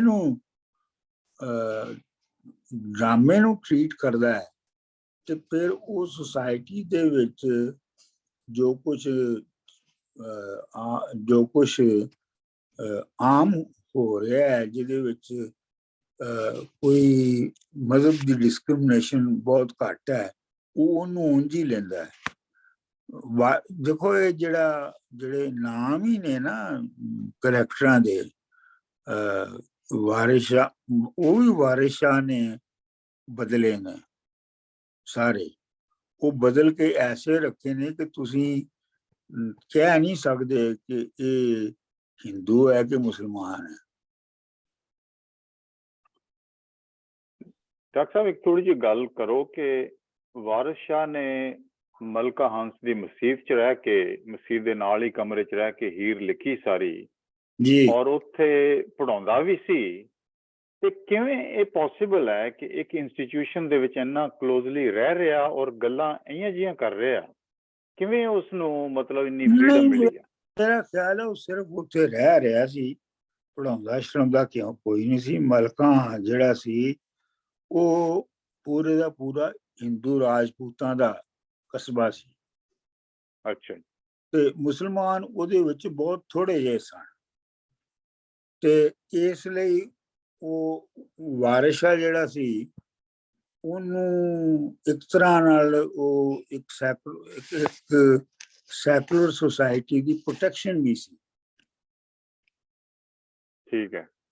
ਤੇ ਨਾਲੇ ਦੂਜੀ ਗੱਲ ਇਹ ਵੀ ਮੈਨੂੰ ਸਮਝ ਚ ਆਉਂਦੀ ਹੈ ਕਿ ਇਹ ਥੋੜਾ ਹੀ ਆ ਕਿ ਉਹ ਅੱਜ ਉਹਨੇ ਬੰਦ ਲਿਖਿਆ ਤੇ ਅਗਲੇ ਦਿਨ ਜਾ ਕੇ ਲੋਕਾਂ ਨੂੰ ਸੁਣਾਤਾ ਹੈ। ਉਹ ਤੇ ਆਪਣਾ ਲਿਖਦਾ ਰਿਹਾ ਹੋਏਗਾ, ਜਦੋਂ ਮੁੱਕੀ ਹੋਏਗੀ ਤੇ ਫਿਰ ਉਹਨੇ ਉਹਨੇ ਕਲੋਜ਼ ਸਰਕਲ ਦੇ ਵਿੱਚ ਡਿਸਟ੍ਰੀਬਿਊਟ ਕਰਨੀ ਸ਼ੁਰੂ ਕੀਤੀ ਹੋਏਗੀ। ਲੇਕਿਨ ਇਹ ਹੈ ਕਿ ਜਿਹੜਾ ਬੁੱਲਾਂ ਦੇ ਨਾਲ ਵਾਰਿਸ ਸ਼ਾਹ ਦਾ ਜਿਹੜਾ ਡਾਇਲਾਗ ਹੈ, ਸ਼ੁਰੂ 'ਚ ਤੁਸੀਂ ਪੜ੍ਹ ਚੁੱਕੇ ਹੋ, ਉਹਦੇ ਤੋਂ ਲੱਗਦਾ ਹੈ ਕਿ ਉਹ ਵਾਰਿਸ ਸ਼ਾਹ ਦਾ ਆਪਣਾ ਵੀ ਐਕਸਪੀਰੀਅੰਸ ਸੀਗਾ ਬੁੱਲਾਂ ਦੇ ਨਾਲ। ਨੈਚੁਰਲੀ ਹੁਣ ਸਟੋਰੀਆਂ ਤਾਂ ਬੜੀਆਂ ਬਣਾਉਂਦੇ ਨੇ। ਕਈ ਤਾਂ ਕਹਿੰਦੇ ਕਿ ਉੱਥੇ ਹੀਰ ਲਿਖਦਾ ਜਾ ਰਿਹਾ ਸੀ ਤੇ ਉਹਨਾਂ ਦਾ ਹੈਡ ਮੁੱਲਾ ਨੂੰ ਪਤਾ ਲੱਗਾ ਤੇ ਉਹਨੇ ਮਤਲਬ ਫਿਰ ਹੀਰ ਸੁਣੀ ਵਾਰਿਸ ਸ਼ਾਹ ਤੋਂ ਸਾਰੀ ਦੀ ਸਾਰੀ ਜਦੋਂ ਖਤਮ ਹੋ ਗਈ ਸੀ ਤੇ ਉਹਨੂੰ ਫਿਰ ਉਹਨੇ ਅਲਾਉ ਕਰ ਦਿੱਤਾ ਕਿ ਹਾਂ ਠੀਕ ਹੈ। ਨਹੀਂ ਝੂਠ ਹੈ। ਇਹ ਜਿਹੜੀ ਮਿੱਥ ਹੈ ਨਾ, ਉਹ ਇਹ ਹੈ ਕਿ ਆਪਣਾ ਹੀਰ ਵਾਰਿਸ ਸ਼ਾਹ ਨੇ ਜਦੋਂ ਹੀਰ ਲਿਖ ਲਈ ਤੇ ਉਹ ਲਿਖ ਕੇ ਤੇ ਲੈ ਕੇ ਕਸੂਰ ਆਪਣੇ ਉਸਤਾਦ ਕੋਲ ਗਿਆ, ਜਿਹੜਾ ਮੁਰਤਜ਼ਾ ਸੀ, ਮੁਦਰਿਸੇ ਦਾ ਜਿਹੜਾ ਉਸਤਾਦ ਵੱਡਾ, ਜਿਹਦੇ ਕੋਲ ਪੜ੍ਹਿਆ ਸੀ ਉਹਨੇ। ਤੇ ਉਹਨੇ ਹੀਰ ਸੁਣੀ ਤੇ ਉਹਨੇ ਕਿਹਾ ਕਿ ਤੂੰ ਮੋਤੀ ਜਿਹੜੇ ਨੇ ਉਹਨਾਂ ਨੂੰ ਮੁੰਜ ਦੀ ਰੱਸੀ ਵਿੱਚ ਪਰੋਤਾ ਹੈ। ਵਾਹ। ਮਤਲਬ ਸਣ ਮੋਤੀ, ਤੇਰੀ ਇੰਟਰਪ੍ਰੀਟੇਸ਼ਨ ਮੋਤੀ ਹੈ, ਲੇਕਿਨ ਤੂੰ ਰੱਸੀ, ਮੁੰਜ ਦੀ ਰੱਸੀ ਬਜਾਏ ਕਿਸੇ ਚੰਗੀ ਧਾਗੇ ਦੇ ਤੂੰ ਮੁੰਜ ਦੀ ਰੱਸੀ ਵਿੱਚ ਪਰੋਤਾ ਹੈ। ਬਸ ਸਾਰੀਆਂ ਗੱਲਾਂ ਨੇ। ਇਹਨਾਂ ਦਾ ਸਾਨੂੰ ਇਹਨਾਂ ਦੇ ਨਾਲ ਕੋਈ ਜ਼ਿਆਦਾ ਲੈਣਾ ਦੇਣਾ ਨਹੀਂ ਹੈ, ਕਿਉਂਕਿ ਅਸੀਂ ਤੇ ਉਹ ਦੇਖ ਰਹੇ ਹਾਂ ਜੋ ਉਹਨੇ ਲਿਖਿਆ। ਉਹ ਜਿਹੜਾ ਲਿਖਿਆ ਗਿਆ ਹੈ ਉਹ ਇੱਕ ਆਬਜੈਕਟਿਵ ਚੀਜ਼ ਹੈ। ਉਸ ਤੋਂ ਅਸੀਂ ਅੰਦਾਜ਼ਾ ਲਾਉਣਾ ਹੈ ਜਾਂ ਉਸ ਦੀ ਇੰਟਰਪ੍ਰੀਟੇਸ਼ਨ ਤੋਂ ਅਸੀਂ ਦੇਖਣਾ ਹੈ ਕਿ ਵਾਰਿਸ ਸ਼ਾਹ ਕੀ ਕਰ ਰਿਹਾ ਸੀ। ਵੈਸੇ ਜਿਹੜੀ ਉਹਦੀ ਆਪਣੀ ਐਕਸਪੀਰੀਅੰਸ ਸਨ, ਮੈਨੂੰ ਤੇ ਕਦੀ ਕਦੀ ਇਹ ਵੀ ਸ਼ੱਕ ਪੈਂਦਾ ਹੈ ਕਿ ਜਿਹੜਾ ਵਾਰਿਸ ਸ਼ਾਹ ਦਾ ਭਰਜਾਈਆਂ ਦੇ ਨਾਲ ਜਿਹੜਾ ਡਾਇਲਾਗ ਹੈ, ਇਹ ਸ਼ਾਇਦ ਉਹਦੇ ਨਾਲ ਆਪੂ ਹੀ ਹੋਇਆ ਹੋਵੇ। ਵਾਰਿਸ ਸ਼ਾਹ ਦੇ ਨਾਲ? ਆਹੋ, ਕਿਉਂਕਿ ਦੇਖੋ ਨਾ, ਵਾਰਿਸ ਸ਼ਾਹ ਜਿਹੜਾ ਉਹ ਸ਼ੇਰਗੜ੍ਹ ਸ਼ੇਖੂਪੁਰੇ ਦਾ ਰਹਿਣ ਵਾਲਾ ਸੀ। ਹਾਂਜੀ। ਤੇ ਉਹ ਜਾ ਕੇ ਉਹਨੇ ਕਸੂਰ ਪੜ੍ਹਿਆ। ਕਸੂਰ ਪੜ੍ਹ ਕੇ ਉੱਥੋਂ ਜਾ ਕੇ ਉਹ ਬਾਬਾ ਫਰੀਦ ਦੇ ਮਜ਼ਾਰ ਤੇ ਉਹਨੇ 1 ਸਾਲ ਚਿੱਲਾ ਕੱਟਿਆ, ਜਿਹੜਾ ਕਿਹਾ ਜਾਂਦਾ ਹੈ। ਉਸ ਤੋਂ ਬਾਅਦ ਉਹ ਪਾਕਪਤਨ ਤੋਂ ਵਾਪਸ ਨਿਕਲਿਆ ਤੇ ਮਲਕਾ ਹਾਂਸ ਦੀ ਮਸੀਤ ਵਿੱਚ ਬਹਿ ਗਿਆ। ਪਾਕਪਤਨ ਤੋਂ ਮਲਕਾ ਹਾਂਸ ਕੋਈ ਬਹੁਤ ਦੂਰ ਨਹੀਂ ਹੈ, 20-25 ਮੀਲ ਹੈ ਮਲਕਾ ਹਾਂਸ। ਤੇ ਮਲਕਾ ਹਾਂਸ ਦੇ ਵਿੱਚ ਉਹਨੇ ਇੱਕ, ਮੇਰਾ ਖਿਆਲ ਹੈ ਮਲਕਾ ਹਾਂਸ ਦੇ ਵਿੱਚ ਬਹਿਣ ਦੀ ਔਰ ਆਪਣਾ ਸ਼ੇਰਗੜ੍ਹ ਵਾਪਸ ਨਾ ਆਉਣ ਦੀ ਸ਼ਾਇਦ ਇਹ ਵੀ ਵਜ੍ਹਾ ਸੀਗਾ ਕਿ ਉਸ ਵੇਲੇ ਸ਼ੇਰਗੜ੍ਹ ਤੇ ਮਲਕਾ ਹਾਂਸ ਤੇ ਬਹੁਤ ਇੱਕ ਸਾਈਡ ਤੇ ਸੀਗਾ। ਉੱਥੇ ਕੋਈ ਬਾਹਰੋਂ ਆਉਣ ਵਾਲੇ ਪਠਾਨ ਜਾਂ ਮੁਗਲਾਂ ਦੇ ਹਮਲੇ ਨਹੀਂ ਸੀ ਹੁੰਦੇ, ਜਦੋਂ ਕਿ ਸ਼ੇਖੂਪੁਰਾ ਤੇ ਬਿਲਕੁਲ ਧਾੜੀਆਂ ਦੀ ਰਾਹ ਦੇ ਵਿੱਚ ਸੀ ਨਾ, ਤੇ ਉੱਥੇ ਤੇ ਅਪ ਸਾਈਡ ਡਾਊਨ ਹੁੰਦਾ ਰਹਿੰਦਾ ਸੀ। ਤੇ ਕਈ ਵਜੂਹਾਤ ਹੋ ਸਕਦੀਆਂ ਨੇ। ਨਾ ਸਰ, ਉੱਥੇ ਜਾਣਦਾ ਕੋਈ ਨਹੀਂ ਸੀ ਉੱਥੇ ਇਹਨੂੰ, ਉੱਥੇ ਡਿਸਟਰਬੈਂਸ ਕੋਈ ਨਹੀਂ ਸੀ ਇਹਨੂੰ। ਆਪਣੇ ਪਿੰਡ ਤੇ ਇਹਨੂੰ ਸਭ ਦੁਨੀਆ ਜਾਣਦੀ ਸੀ। ਇੱਥੇ ਆਰਾਮ ਨਾਲ ਬੈਠ ਕੇ ਅਨੋਨਿਮਿਟੀ ਦੇ ਵਿੱਚ ਇਹਨੇ ਆਪਣੀ ਆਰਾਮ ਦੇ ਨਾਲ ਆਪਣੀ ਥਾਟ ਪ੍ਰੋਸੈਸ ਨੂੰ, ਆਈਡੀਓਲੋਜੀ ਨੂੰ ਮਤਲਬ ਬਣਾ ਕੇ ਤੇ ਅੱਗੇ ਪੇਸ਼ ਕਰਤਾ ਵਿਦਆਊਟ ਇੰਟਰਫੇਰੈਂਸ। ਨਹੀਂ, ਮੈਂ ਇਹ ਕਹਿ ਰਿਹਾ ਸਾਂ ਕਿ ਮਿਸਾਲ ਦੇ ਤੌਰ ਤੇ ਜਦੋਂ ਇਹ ਸਮਝ ਲਓ ਕਿ ਜਦੋਂ ਇਹ ਪਿੰਡ 'ਚ ਛੋਟਿਆਂ ਹੁੰਦਿਆਂ ਰਹਿੰਦਾ ਹੋਏਗਾ, ਕਸੂਰ ਜਾਣ ਤੋਂ ਪਹਿਲੇ, ਕਸੂਰ ਪੜ੍ਹਨ ਜਾਣ ਤੋਂ ਪਹਿਲੇ, ਤੇ ਹੋ ਸਕਦਾ ਇਹਦੀਆਂ ਭਰਜਾਈਆਂ ਇਹਨੂੰ ਇਸ ਤਰ੍ਹਾਂ ਦੇ ਤਾਨੇ ਮਾਰਦੀਆਂ ਹੋਣ, ਕਿਉਂਕਿ ਇਹ ਪੜ੍ਹਨ ਲਿਖਣ ਵਾਲਾ ਬੰਦਾ ਸੀ, ਜਿਵੇਂ ਰਾਂਝਾ ਵੰਝਲੀ ਵਜਾਉਂਦਾ ਸੀ। ਇਹ ਕੋਈ ਵਾਈ ਬੀਜੀ ਵਾਲਾ ਬੰਦਾ ਤੇ ਹੈ ਨਹੀਂ ਸੀ। ਇਹਦੇ ਡਾਕਟਰ ਭੈਣ ਭਰਾ ਕਿੰਨੇ ਦੱਸਦੇ ਨੇ? ਨਹੀਂ, ਕੋਈ ਇਹਦੇ ਬਾਰੇ ਚ ਇਹ ਕੋਈ ਨਹੀਂ ਦੱਸਦਾ। ਹਾਲਾਂਕਿ ਵਾਰਿਸ ਸ਼ਾਹ ਦੀ ਜਿਹੜੀ ਫੈਮਿਲੀ ਹੈ ਉਹਦੇ ਲੋਕ ਅਜੇ ਵੀ ਹਨ ਸ਼ੇਰਗੜ੍ਹ 'ਚ, ਮਤਲਬ ਅਗਲੀਆਂ ਨਸਲਾਂ ਦੇ ਲੋਕ ਹੈ ਨੇ ਉੱਥੇ, ਲੇਕਿਨ ਵਾਰਿਸ ਸ਼ਾਹ ਦੇ ਬਾਰੇ ਦੇ ਵਿੱਚ ਕੋਈ ਜਾਣਕਾਰੀ ਨਹੀਂ ਹੈਗੀ, ਕੋਈ ਮਤਲਬ ਕੋਈ ਖਾਸ ਪਤਾ ਨਹੀਂ ਹੈ ਕਿਸੇ ਨੂੰ ਵੀ। ਠੀਕ ਹੈ ਡਾਕਟਰ ਸਾਹਿਬ, ਸੌਰੀ ਗੱਲ ਡਿਸਟਰੈਕਸ਼ਨ ਪਾਸੇ ਨੂੰ ਚਲ ਗਈ ਹੈ, ਪਰ ਚਲੋ ਤੁਸੀਂ ਆਮ ਸੌਰੀ ਕਿ ਡਿਸਟਰੈਕਸ਼ਨ ਹੋ ਗਈ ਤੁਹਾਨੂੰ।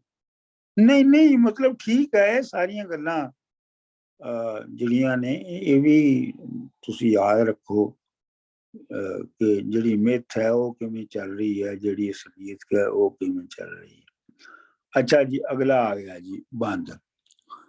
ਲੱਗੇ ਨੁਕਦਿਆਂ ਤਲਮ ਤੇ ਸ਼ੱਕਰ ਪਾਰੇ, ਤੇ ਢੇਰ ਲਾ ਦਿੱਤੇ ਵੱਡੇ ਘੇਵਰਾਂ ਦੇ, ਤੜੇ ਖੂਬ ਜਲੇਬ ਗੁਲ ਬਹਿਸ਼ਤ ਬੂੰਦੀ, ਲੱਡੂ ਟਿੱਕੀਆਂ ਭਿੰਬਰੀ ਮੇਵਰਾਂ ਦੇ, ਮੈਦਾ ਖੰਡ ਤੇ ਘਿਓ ਪਾ ਰਹੇ ਜੱਫੀ, ਭਾਬੀ ਲਾੜਨੀ ਨਾਲ ਜਿਉਂ ਦੇਵਰਾਂ ਦੇ, ਕਲਾ ਕੰਦ ਮਖਾਣਿਆਂ ਸਵਾਦ ਮਿੱਠੇ, ਪਕਵਾਨ ਗੁੰਨੇ ਨਾਲ ਤੇਵਰਾਂ ਦੇ, ਟਿੱਕਾ ਵਾਲੀਆਂ ਨੱਥ ਹਮੇਲ ਝਾਂਜਰ, ਬਾਜ਼ੂ ਬੰਦ ਮਾਲਾਂ ਨਾਲ ਨੇਵਰਾਂ ਦੇ। ਅੱਛਾ, ਇਹ ਹੁਣ ਮੈਂ ਇਹਦੇ ਬਾਰੇ ਸੋਚਿਆ ਸੀ ਕਿ ਜੇ ਤੇ ਅਸੀਂ ਇੱਕ ਮਠਿਆਈ ਦਾ ਜਿਹੜਾ ਉਹ ਐਨਾਲਿਸਿਸ ਕਰੀਏ ਤੇ ਉਹਦਾ ਉਹ ਫਾਇਦਾ ਕੋਈ ਨਹੀਂ ਹੈਗਾ। ਮਤਲਬ ਇਹ ਹੈ ਕਿ ਔਰ ਉਹਦੇ ਵਿੱਚ ਬਹੁਤ ਸਾਰੀਆਂ ਦਾ ਜਿਹੜਾ ਤਰਜਮਾ ਹੈ ਉਹ ਸਵਾਈ ਇਸਦੇ ਕਿ ਜਿਸ ਇਹ ਇੱਕ ਮਿਠਾਈ ਦਾ ਨਾਂ ਹੈ, ਇਸ ਤੋਂ ਵੱਧ ਕੁਛ ਨਹੀਂ ਦੱਸ ਸਕਦੇ। ਮਤਲਬ ਮੈਨੂੰ ਇਹ ਲੱਗਦਾ ਹੈ ਕਿ ਵਾਰਿਸ ਸ਼ਾਹ ਜਿਹੜੀ ਹੈ ਉਹ ਹਿਸਟੋਰੀਕਲ ਕੈਟਾਲੌਗਿੰਗ ਦਾ ਕੰਮ ਜਿਹੜਾ ਹੈ ਉਹ ਬਹੁਤ ਰਿਗਰਸਲੀ ਕਰਦਾ ਹੈ, ਜਿਸ ਚੀਜ਼ ਦਾ ਵੀ ਕਰਦਾ ਹੈ। ਇੱਥੇ ਉਹਨੇ ਜਿਹੜੇ ਇਹਨਾਂ ਬੰਦਾਂ ਦੇ ਵਿੱਚ ਜਿਹੜੇ ਉਸ ਦੇ ਵੇਲੇ ਤੱਕ ਜਿਹੜੀਆਂ ਮਿਠਾਈਆਂ ਜਾਂ ਜ਼ੇਵਰ ਬਣਦੇ ਸਨ, ਉਹਨਾਂ ਸਾਰਿਆਂ ਦੀ ਕੈਟਾਲੌਗਿੰਗ ਕੀਤੀ ਹੈ। ਔਰ ਇਹ ਵੀ ਹੋ ਸਕਦਾ ਕਿ ਵਾਰਿਸ ਸ਼ਾਹ ਜਿਹੜਾ ਹੈ ਉਹ ਬਾਕਾਇਦਾ ਜਾ ਕੇ ਹਲਵਾਈਆਂ ਕੋਲੋਂ ਤੇ ਮਿਠਾਈਆਂ ਬਣਾਉਣ ਵਾਲਿਆਂ ਕੋਲੋਂ ਉਹ ਸਾਰੀ ਜਿਹੜੀ ਇਨਫੋਰਮੇਸ਼ਨ ਹੈ ਉਹ ਕਲੈਕਟ ਕਰਦਾ ਹੋਵੇ। I think it's amazing. Nothing's changed in Punjabi culture regarding food. Yeah. Which is beautiful.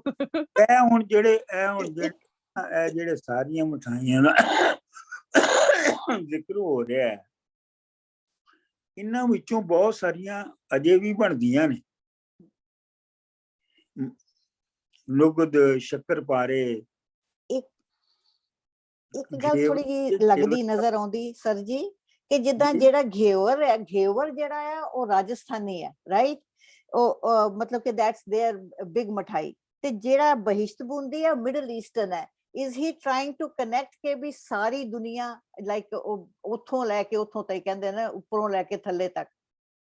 is there a connection? ਇਹਦੇ ਦੇਖੋ ਨਾ, ਪੰਜਾਬ ਦੇ ਵਿੱਚ ਜਿਹੜੀ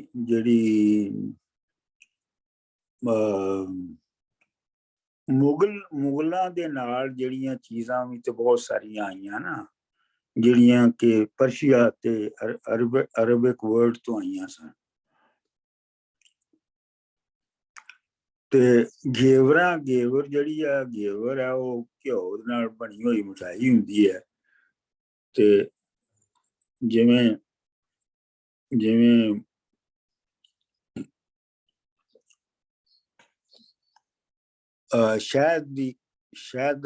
ਸ਼ਹਿਦ ਦਾ ਜਿਵੇਂ ਹੁੰਦਾ ਹੈ ਨਾ, ਕੀ ਕਹਿੰਦੇ ਨੇ ਉਹਨੂੰ? ਛੱਤਾ ਜੀ। ਹਨੀਕੋਂਬ। ਸ਼ਹਿਦ ਦਾ ਛੱਤਾ। ਛੱਤਾ ਜਿਹੜਾ ਹੈ ਨਾ ਛੱਤੇ ਵਾਂਗ ਹੁੰਦੀ ਹੈ।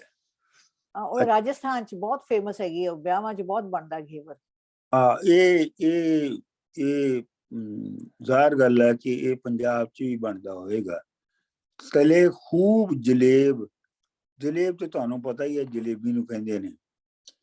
ਗੁਲ ਬਹਿਸ਼ਤ ਬੂੰਦੀ ਵੀ ਤੁਹਾਨੂੰ ਪਤਾ ਹੈ, ਉਹ ਛੋਟੇ ਗੋਲ ਗੋਲ ਬਾਲਸ ਹੁੰਦੇ ਨੇ। ਲੱਡੂ ਤੇ ਅਜੇ ਵੀ ਤੁਸੀਂ ਖਾਂਦੇ ਹੀ ਹੋ। ਟਿੱਕੀਆਂ ਵੀ ਜਿਹੜੀਆਂ ਨੇ ਉਹ ਵੀ ਸਮਾਲ ਕੇਕਸ ਟਾਈਪ ਜਿਹੜੀ ਹੈ ਮਠਾਈ। ਭਿੰਬਰੀ ਮੇਵਰ ਦਾ ਮਤਲਬ ਹੈ ਮੇਵੇ ਨਾਲ, ਯਾਨੀ ਉਹਦੇ ਵਿੱਚ ਫਰੂਟ ਵੀ ਪਿਆ ਹੈ। ਫਰੂਟ ਦੇ ਨਾਲ ਉਹ ਤਿਆਰ ਹੋਈ ਹੈ। ਮੈਦਾ, ਖੰਡ ਤੇ ਘਿਓ ਪਾ ਰਹੇ ਜੱਫੀ, ਤੇ ਮੈਦਾ, ਖੰਡ ਤੇ ਘਿਓ ਜਿਹੜੀ ਹੈ ਮਠਾਈ ਬਣਨ ਚ ਉਹਨਾਂ ਨੇ ਇਵੇਂ ਜੱਫੀ ਪਾਈ ਹੈ ਜਿਵੇਂ ਕਿ ਲਾਡਲੀ ਭਾਬੀ ਨੂੰ ਦੇਵਰ ਨੇ ਜੱਫੀ ਪਾਈ ਹੁੰਦੀ ਹੈ। ਵਾਹ ਵਾਹ, ਇਹ ਤਾਂ ਕਮਾਲ ਹੈ ਡਾਕਟਰ। ਇਹ ਤਾਂ ਸਾਰੀ ਮਿਠਾਈਆਂ ਦੀ ਰੈਸਿਪੀ ਪੋਇਟਿਕਲ ਪੁਆਇੰਟ ਆਫ ਵਿਊ ਨਾਲ ਉਹਨੇ ਬਣਾ ਦਿੱਤੀ ਹੈ, ਇੰਨੀ ਡਿਟੇਲ ਦੀ ਮਤਲਬ ਇਹ ਦੱਸੀ ਗੱਲ। ਇਹ ਜਿਹੜਾ ਹੁਣ ਭਾਬੀ ਨੂੰ ਜੱਫੀ ਪਾਉਣਾ ਹੈ, ਪੰਜਾਬ ਦੇ ਵਿੱਚ ਭਾਬੀ ਤੇ ਦੇਵਰ ਦਾ ਜਿਹੜਾ ਤਲਕ ਹੈ ਉਹ ਵੀ ਤੇ ਬਹੁਤ ਇੰਟਰਸਟਿੰਗ ਤੇ ਮਿਸਚੀਵੀਅਸ ਹੈ ਨਾ। ਕੀ ਬਾਤ ਹੈ। ਹਾਂ, ਕਿਉਂਕਿ ਜਿਹੜੀ ਭਾਬੀ ਹੈ ਉਹ ਜਿਹੜੀ ਭਰਜਾਈ ਹੈ ਉਹ ਇੱਕ ਤਰੀਕੇ ਦੇ ਨਾਲ ਵੱਡੀ ਆਪਣਾ ਉਹ ਮਾਂ ਵਾਂਗ ਵੀ ਹੈ, ਇਹ ਵੀ ਮੰਨਿਆ ਜਾਂਦਾ ਹੈ। ਠੀਕ, ਲੇਕਿਨ ਭਾਬੀ ਜਿਹੜੀ ਹੈ ਉਹਦੇ ਨਾਲ ਰੋਮਾਂਸ ਵੀ ਹੋ ਸਕਦਾ ਹੈ। ਪਰ ਦੇਖੋ ਜੀ, ਮਿਠਾਈਆਂ ਜਿਹੜੀਆਂ ਬਣੀਆਂ ਨੇ ਸਾਰਿਆਂ ਨੇ ਜੱਫੀ ਪਾ ਕੇ, ਘਿਓ ਤੇ ਖੰਡ ਤੇ ਮੈਦਾ ਆਪਸ ਦੇ ਵਿੱਚ ਜੱਫੀ ਪਾ ਕੇ ਬੈਠੇ ਨੇ। ਨਹੀਂ ਪਰ ਸਰ ਜੀ, ਨਹੀਂ ਸੀਰੀਅਸ ਗੱਲ ਇਹ ਆ ਕਿ ਵੀ ਅੱਜ ਕੱਲ ਦੇ ਕਲਚਰ ਦੇ ਵਿੱਚ ਵੀ ਜਦ ਇਹ ਖਾਣੇ ਦੀ ਅੱਜ ਕੱਲ ਜਿਹੜੇ ਵੱਡੇ ਸ਼ੈਫ ਨੇ, ਜਾਂ ਅੱਜ ਕੱਲ ਦਾ ਫੂਡ ਕਲਚਰ ਜਿਹੜਾ ਆ ਉਹਦੇ ਵਿੱਚ ਵੀ ਕਹਿੰਦੇ ਨੇ ਕਿ ਤੁਸੀਂ ਫੂਡ ਨੂੰ ਅੱਖਾਂ ਨਾਲ ਕਰੈਸ ਕਰੋ ਤੇ ਤੁਸੀਂ ਇਹਨੂੰ ਇਹ ਕਰੋ। ਪਰ ਮਤਲਬ ਕਿ ਉਹਨਾਂ ਨੇ ਵੀ ਇਹਦੇ ਵਿੱਚ ਸੈਂਸੁਅਲਿਟੀ ਪਾਈ ਹੋਈ ਹੈ ਅੱਜ ਕੱਲ ਦੇ ਜ਼ਮਾਨੇ 'ਚ, ਔਰ ਇਸ ਬੰਦੇ ਨੇ ਉਦੋਂ ਪਾਈ ਹੈ। You have to understand it's very serious ਕਿ ਇਹਨੇ ਕਿੰਨੀ ਕਮਾਲ ਦੀ ਗੱਲ ਕੀਤੀ ਹੈ। ਬਿਲਕੁਲ, ਮਤਲਬ ਇਹ ਹੈ ਕਿ ਉਹ ਨਾਲ ਜਿਹੜੀਆਂ ਕਮੋਡਿਟੀਜ਼ ਨੇ, ਸ਼ੈਵਾਂ ਨੇ, ਜਿਹੜੀਆਂ ਮਿਠਾਈ ਜਾਂ ਨਾ ਮਿਠਾਈ, ਉਹਨਾਂ ਦੇ ਨਾਲ ਸੁਸਾਇਟੀ ਦੇ ਅੰਦਰ ਜੋ ਕੰਸਟਰਕਟ ਸੋਸ਼ਲ ਕੰਟੈਕਟਸ ਬਣੇ ਨੇ, ਉਹ ਵੀ ਉਹਨਾਂ ਦਾ ਵੀ ਨਾਲ ਜ਼ਿਕਰ ਜ਼ਰੂਰ ਕਰਦਾ ਹੈ। ਤੇ ਤੁਸੀਂ ਸੁਣਿਆ ਹੋਣਾ, ਬੜੇ ਗਾਣੇ ਵੀ ਨੇ, ਮੈਨੂੰ ਦਿਓਰ ਦੇ ਵਿਆਹ ਵਿੱਚ ਨੱਚ ਲੈਣ ਦੇ, ਇੱਕ ਗਾਣਾ ਹੈਗਾ ਬੜਾ ਮਸ਼ਹੂਰ ਗਾਣਾ, ਸੁਣਿਆ ਤੁਸੀਂ? ਹਾਂਜੀ।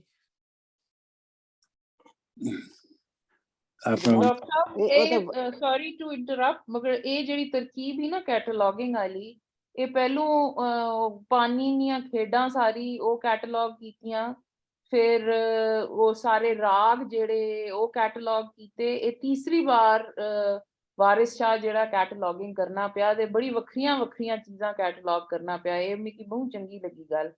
ਹਾਂਜੀ, ਉਹਦੀ ਵਜ੍ਹਾ ਇਹ ਹੈ ਨਾ ਕਿ ਜੇ ਕੋਈ ਬੰਦਾ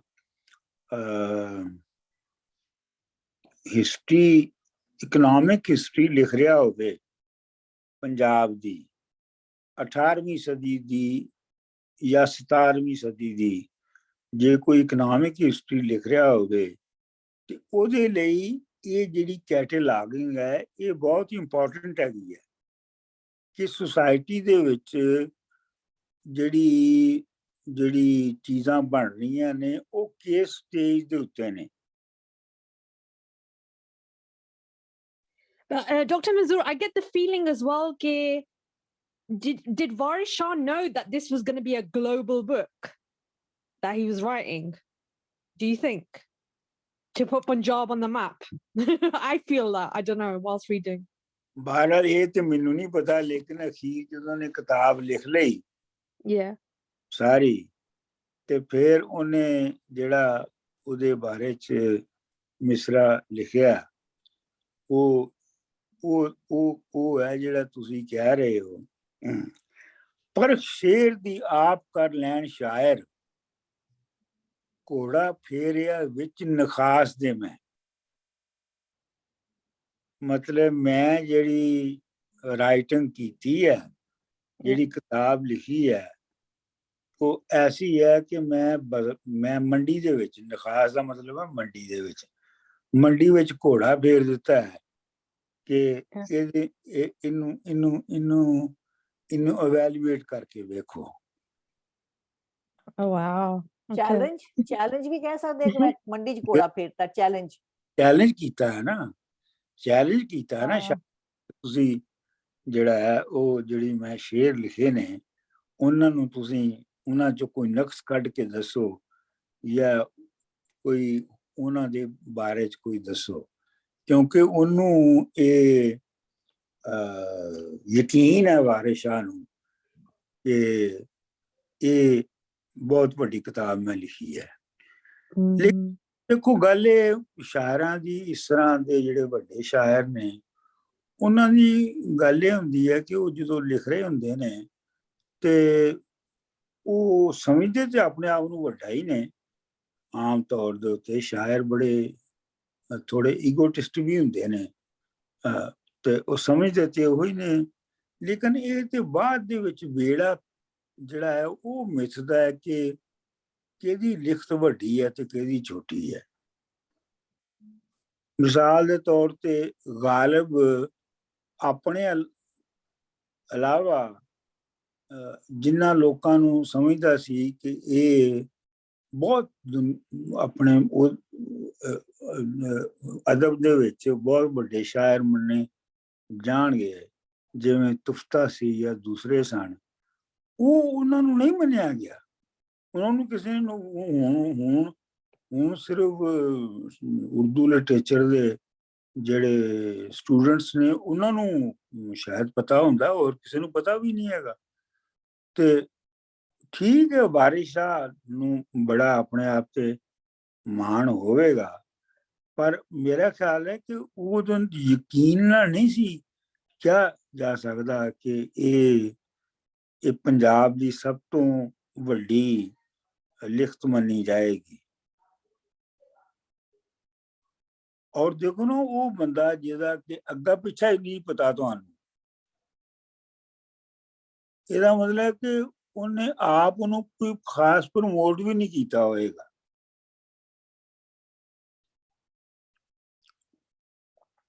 ਕਲਾ ਕੰਧ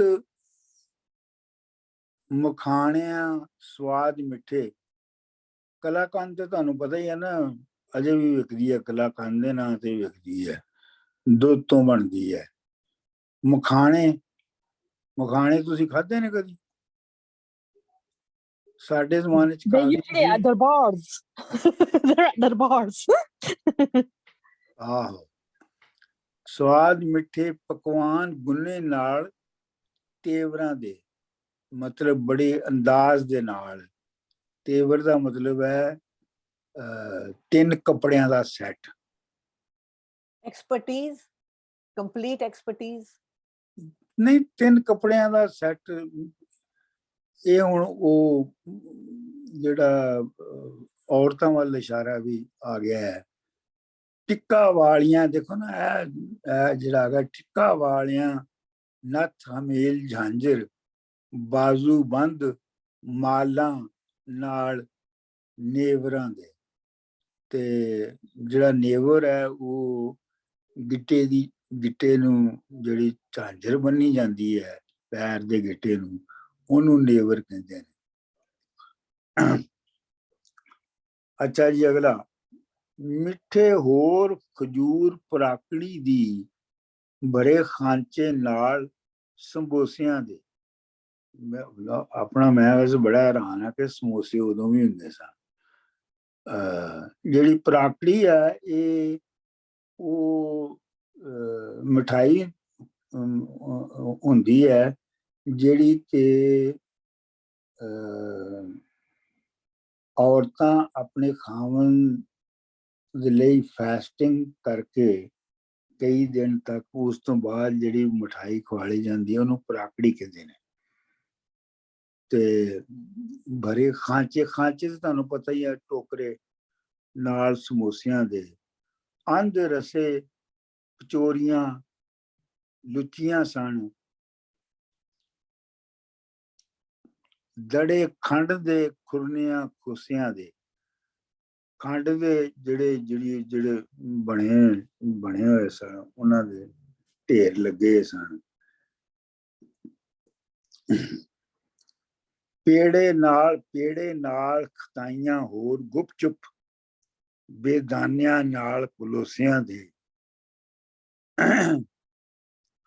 ਰਾਂਝਾ ਜੋੜ ਕੇ ਪਰੇ ਫਰਿਆਦ ਕਰਦਾ, ਵੇਖੋ ਖੁਸ ਦੇ ਸਾਕ ਬੇਦੋਸਿਆਂ ਦੇ। ਅੱਛਾ, ਹੁਣ ਇੱਥੇ ਵਾਰਿਸ਼ ਸ਼ਾਹ ਇਸ ਮਿਸਰੇ ਦੇ ਵਿੱਚ, ਇਸ ਮਿਸਰੇ ਤੋਂ ਤੁਹਾਡੇ ਸਾਹਮਣੇ ਇਹ ਵਾਅਦੇ ਕਰ ਦਿੰਦਾ ਹੈ ਕਿ he is showing you the reality in split screen। ਇੱਕ ਤੇ ਸਕਰੀਨ ਦਾ ਉਹ ਹਿੱਸਾ ਹੈ ਜਿਹਦੇ ਵਿੱਚ ਜਿਹੜੀ ਸਮਾਜ ਜਿਸ ਤਰ੍ਹਾਂ ਮਿਠਾਈਆਂ ਸ਼ਟਾਈਆਂ ਇਹ ਸਾਰਾ ਕੁਝ ਬਣਾਉਂਦਾ ਹੈ, ਉਹਨਾਂ ਦੇ ਨਜ਼ਰ ਨਾਲ ਤੁਸੀਂ ਵੇਖ ਰਹੇ ਹੋ ਕਿ ਕੀ ਹੋ ਰਿਹਾ ਹੈ। ਕਿ ਦੂਸਰੀ ਸਪਲਿਟ ਸਕਰੀਨ ਦੇ ਵਿੱਚ ਤੁਸੀਂ ਰਾਂਝੇ ਦੇ ਥਰੂ ਉਹਨਾਂ ਸਾਰਿਆਂ ਨੂੰ ਵੇਖ ਰਹੇ ਹੋ, ਉਹਨਾਂ ਹੀ ਸਾਰੀਆਂ ਚੀਜ਼ਾਂ ਨੂੰ। ਇਹ ਸਪਲਿਟ ਸਕਰੀਨ ਯਾਨੀ ਰਾਂਝਾ ਕਿਵੇਂ ਉਹਨਾਂ ਨੂੰ ਵੇਖ ਰਿਹਾ ਹੈ, ਉਹਨਾਂ ਚੀਜ਼ਾਂ ਨੂੰ। ਇਹ ਵੀ ਇਹ ਜਿਹੜਾ ਮਿਸਰਾ ਹੈ ਵਾਰਿਸ ਸ਼ਾਹ ਦਾ, ਇਹ ਉਸ ਤੋਂ ਸਾਨੂੰ ਇਹ ਪਤਾ ਲੱਗਦਾ ਹੈ। ਰਾਂਝਾ ਜੋੜ ਕੇ ਪਰੇ ਫਰਿਆਦ ਕਰਦਾ। ਰਾਂਝਾ ਜਿਹੜਾ ਉਹ ਪਰਿਆਂ ਵਿੱਚ ਜਿਹੜੀ ਇਨਸਾਫ ਕਰਨ ਵਾਲੀ ਜਗ੍ਹਾ ਲੋਕ ਨੇ ਉਹਨਾਂ ਦੇ ਸਾਹਮਣੇ ਫਰਿਆਦ ਕਰਦਾ ਹੈ ਕਿ ਤੁਸੀਂ ਵੇਖੋ ਕਿਵੇਂ ਜਿਹੜੇ ਬੇਦੋਸੇ ਮਤਲਬ ਬੇਗੁਨਾਹ, ਜਿਨ੍ਹਾਂ ਦਾ ਕੋਈ ਦੋਸ਼ ਨਾ ਹੋਵੇ, ਉਹਨਾਂ ਦੇ ਸਾਕ ਕਿਵੇਂ ਖੋਏ ਜਾ ਰਹੇ। ਸੋ ਬੀਬਾ ਜੀ ਵਾਪਸ ਤੁਹਾਡੇ ਤੇ ਆਉਂਦਿਆਂ ਫਰਿਆਦ ਕੀਤੀ, ਆਉਂਦਿਆਂ ਕਹਿਣਾ ਹੈ ਕਿ ਰਾਂਝਾ ਹੋਰ ਕੀ ਕਰ ਸਕਦਾ ਸਿਵਾਏ ਫਰਿਆਦ ਕਰਨ ਦੇ, ਇਹੋ ਜਿਹਾ ਉਹ ਕਰ ਹੀ ਰਿਹਾ। ਤੁਸੀਂ ਕਹਿੰਦੇ ਹੋ ਉਹਨੇ ਕੁਛ ਕੀਤਾ ਨਹੀਂ ਹੈਗਾ। ਤੇ ਵਾਰਿਸ ਸ਼ਾਹ ਨਸੀਬ ਹੀ ਪੌਣ ਝੋਲੀ। ਵਾਰਿਸ ਸ਼ਾਹ ਤੁਹਾਡੇ ਨਸੀਬ ਜਿਹੜੇ ਨੇ ਉਹ ਤੁਹਾਡੀ ਝੋਲੀ 'ਚ ਪੈਂਦੇ ਨੇ। ਕਰਮ ਢਹਿਣ ਨਹੀਂ ਨਾਲ ਝੋਸਿਆਂ ਦੇ। ਝੋਸਾ ਹੁੰਦਾ ਹੈ ਕਿ ਕਿਸੇ ਫਲਦਾਰ ਦਰਖਤ ਨੂੰ ਉਹਨੂੰ ਹਿਲਾ ਕੇ ਤੇ ਉਹਦੇ ਤੋਂ ਫਲ ਡੇਗਣਾ, ਉਹਨੂੰ ਝੋਸਾ ਕਹਿੰਦੇ ਨੇ। ਤੁਹਾਨੂੰ ਸਮਝ ਆ ਗਈ ਨਾ ਕੀ ਮੈਂ ਕਹਿ ਰਿਹਾ? ਮਤਲਬ ਅਗਰ ਸੇਬ ਲੱਗੇ ਨੇ ਜਾਂ ਅਮਰੂਦ ਲੱਗੇ ਨੇ ਤੇ ਤੁਸੀਂ ਅਮਰੂਦ ਦੇ ਜਿਹੜਾ ਪੌਦਾ ਹੈ, ਦਰਖਤ ਹੈ, ਉਹਨੂੰ ਤੁਸੀਂ ਜ਼ੋਰ ਨਾਲ ਧੱਕੇ ਮਾਰਦੇ ਹੋ ਤੇ ਉੱਤੋਂ ਸੇਬ ਡਿੱਗ ਪੈਂਦੇ ਨੇ, ਹੈ। ਉਹ ਝੋਸੇ ਨੇ। ਵਾਰਿਸ ਸ਼ਾਹ ਨਸੀਬ ਹੀ ਪੌਣ ਝੋਲੀ। ਵਾਰਿਸ ਸ਼ਾਹ ਜਿਹੜੇ ਨੇ ਉਹ ਤੁਹਾਡੀ ਕਿਸਮਤ ਹੀ ਤੁਹਾਡੀ ਝੋਲੀ 'ਚ ਪੈਂਦੀ ਹੈ। ਤੇ ਕਰਮ ਦਾ ਮਤਲਬ ਵੀ ਕਿਸਮਤ ਜਾਂ ਚੰਗੀ ਕਿਸਮਤ ਜਿਹੜੀ ਹੈ ਉਹ ਕੋਈ ਦਰਖਤਾਂ ਨੂੰ ਧੱਕੇ ਲਾ ਕੇ ਫਲ ਲੈਣ ਵਾਂਗ ਨਹੀਂ ਹੁੰਦੀ। ਇੱਥੇ ਮੈਂ ਸਮਝਣਾ ਕਿ ਜਿਹੜਾ ਨਸੀਬ ਹੈ, ਅਗੇਨ ਜਿਹੜਾ ਨਸੀਬ ਹੈ ਬੰਦੇ ਦਾ, ਆਮ ਤੌਰ ਦੇ ਉੱਤੇ ਤੇ ਉਹਨੂੰ ਰਿਲੀਜਨ ਜਾਂ ਖੁਦਾ ਦਾ ਜਾਂ ਬ੍ਰਹਮਾ ਦਾ ਜਾਂ ਕਿਸੇ ਮੈਟਾਫਿਜ਼ੀਕਲ ਹਿਸਟਰੀ ਦਾ ਹੁਕਮ ਜਾਂ ਉਹਦਾ ਫੈਸਲਾ ਕਿਹਾ ਜਾਂਦਾ ਨਾ, ਉਹਨੂੰ ਨਸੀਬ ਕਹਿੰਦੇ ਨੇ ਨਾ, ਕਿ ਜਿਹੜੇ ਤੁਹਾਡੀ ਜਿਹੜੀ ਕਿਸਮਤ ਲਿਖੀ ਗਈ ਹੈ। ਤੇ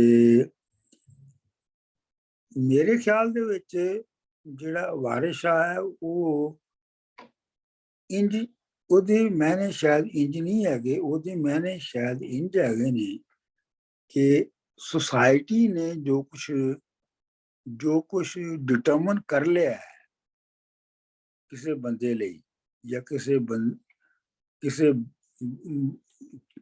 ਬੰਦੇ ਦੀ ਕੈਟੇਗਰੀ ਦੇ ਮੁਤਾਬਕ ਜੋ ਤੈਅ ਕਰ ਲਿਆ ਹੋਇਆ ਹੈ ਉਹ ਮਿਲਣਾ ਹੈ ਉਹਨੂੰ। ਮਿਸਾਲ ਦੇ ਤੌਰ ਤੇ ਜੇ ਸੁਸਾਇਟੀ ਨੇ ਜਿਹੜਾ ਸ਼ੂਦਰ ਨੂੰ ਸ਼ੂਦਰ ਹੋਣਾ, ਬ੍ਰਾਹਮਣ ਨੂੰ ਬ੍ਰਾਹਮਣ ਹੋਣਾ ਤੈਅ ਕਰ ਲਿਆ ਹੈ, ਡਿਟਰਮਨ ਕਰ ਲਿਆ ਹੈ, ਤੇ ਫਿਰ ਸ਼ੂਦਰ ਨੂੰ ਉਹ ਕੁਛ ਹੀ ਮਿਲਣਾ ਜੋ ਸ਼ੂਦਰ ਨੂੰ ਮਿਲ ਸਕਦਾ ਹੈ। ਸੁਸਾਇਟੀ ਨੇ ਜਿਹੜਾ ਮਿਥਿਆ ਮਥਾਇਆ ਹੈ ਤੇ ਉਹਨੂੰ ਬਦਲ ਨਹੀਂ ਸਕਦਾ ਕੋਈ। ਇਹ ਨਸੀਬ ਔਰ ਕਿਸਮਤ ਜਿਹੜਾ ਯੂਜ਼ ਹੁੰਦੇ ਨੇ, ਸਾਰੇ ਲੇਖ ਜਿਹੜੇ, ਇਹ ਸਾਰੇ ਜਿਹੜੇ ਲਫ਼ਜ਼ ਇਸਤੇਮਾਲ ਹੁੰਦੇ ਨੇ, ਇਹ ਮੇਰਾ ਆਪਣਾ ਇਹ ਖਿਆਲ ਹੈ ਕਿ ਇਹਨਾਂ ਨੂੰ ਆਮ ਤੌਰ ਤੇ ਜਿਹੜਾ ਆਰਗੇਨਾਈਜ਼ਡ ਰਿਲੀਜਨ ਹੈ ਉਹ ਤੇ ਇਹਨਾਂ ਨੂੰ ਮੈਟਾਫਿਜ਼ੀਕਲ ਐਂਟਿਟੀ ਦੇ ਕੰਮਾਂ ਦੇ ਨਾਲ ਜੋੜਦਾ ਹੈ ਕਿ ਬਸ ਰੱਬ ਨੇ ਜਿਹਨੂੰ ਬ੍ਰਾਹਮਣ ਪੈਦਾ ਕਰਨਾ ਸੀ ਉਹਨੇ ਪੈਦਾ ਕਰ ਦਿੱਤਾ। ਲੇਕਿਨ ਮੇਰਾ ਖਿਆਲ ਹੈ ਕਿ ਜਿਹੜੀ ਵਾਰਿਸ ਸ਼ਾਹ ਦੀ ਥਰਸਟ ਹੈ ਉਹ ਨਹੀਂ ਹੈ, ਬਲਕਿ ਉਹ ਉਹਨੂੰ ਸੋਸਾਇਟਲ ਕੰਸਟਰਕਟਸ ਦੇ ਵਿੱਚ ਵੇਖਦਾ ਹੈ। ਦੇਖੋ ਨਾ, ਅਗਰ ਇਹ ਮਿਸਰਾ ਜਿਹੜਾ ਵਾਰਿਸ ਸ਼ਾਹ ਨੇ ਲਿਖਿਆ, ਵਾਰਿਸ ਸ਼ਾਹ ਨਸੀਬ ਹੀ ਪੌਣ ਝੋਲੀ, ਜੇ ਵਾਰਿਸ ਸ਼ਾਹ ਜੇ ਨਸੀਬ ਜਿਹੜੇ ਨੇ, ਨਸੀਬ ਉਹਦੇ ਨਸੀਬਾਂ ਵਿੱਚ ਅਗਰ ਤੁਸੀਂ ਆਰਗੇਨਾਈਜ਼ ਰਿਲੀਜਨ ਦੀ ਮਾਈਥੋਲੋਜੀ ਦੇ ਮੁਤਾਬਕ ਚੱਲੋ, ਤੇ ਅਗਰ ਇਹੋ ਹੀ ਨਸੀਬ ਸਨ ਰਾਂਝੇ ਦੇ, ਤੇ ਫਿਰ ਰਾਂਝੇ ਨੂੰ ਫਿਰ ਅੱਗੇ ਐਫਰਟ ਨਹੀਂ ਕਰਨੀ ਚਾਹੀਦੀ ਉਹਨਾਂ ਨੂੰ ਬਦਲਣ ਦੀ, ਕਿਉਂਕਿ ਰੱਬ ਨੇ ਜਾਂ ਬ੍ਰਹਮਾ ਨੇ ਜਾਂ ਈਸ਼ਵਰ ਨੇ ਇਹੋ ਹੀ ਉਹਦੀ ਕਿਸਮਤ ਲਿਖ ਦਿੱਤੀ ਹੈ, ਬਸ ਲਿਖੀ ਗਈ ਹੈ। ਉਹ ਕੀ ਕਰ ਸਕਦਾ ਉਹਦੇ ਨਾਲ? ਕੁਛ ਵੀ ਨਹੀਂ ਕਰ ਸਕਦਾ। ਤੇ ਲੇਕਿਨ ਇਹ ਹੈ ਕਿ ਉਹ ਅੱਗੇ ਜਾ ਕੇ ਜੋਗੀ ਬਣਦਾ ਹੈ, ਉਹ ਜੋਗੀ ਬਣ ਕੇ ਇੱਕ ਹੋਰ ਤਰੀਕੇ ਦੇ ਨਾਲ ਕਾਮਯਾਬੀ ਹਾਸਲ ਕਰਨ ਲਈ ਐਫਰਟ ਕਰਦਾ ਹੈ।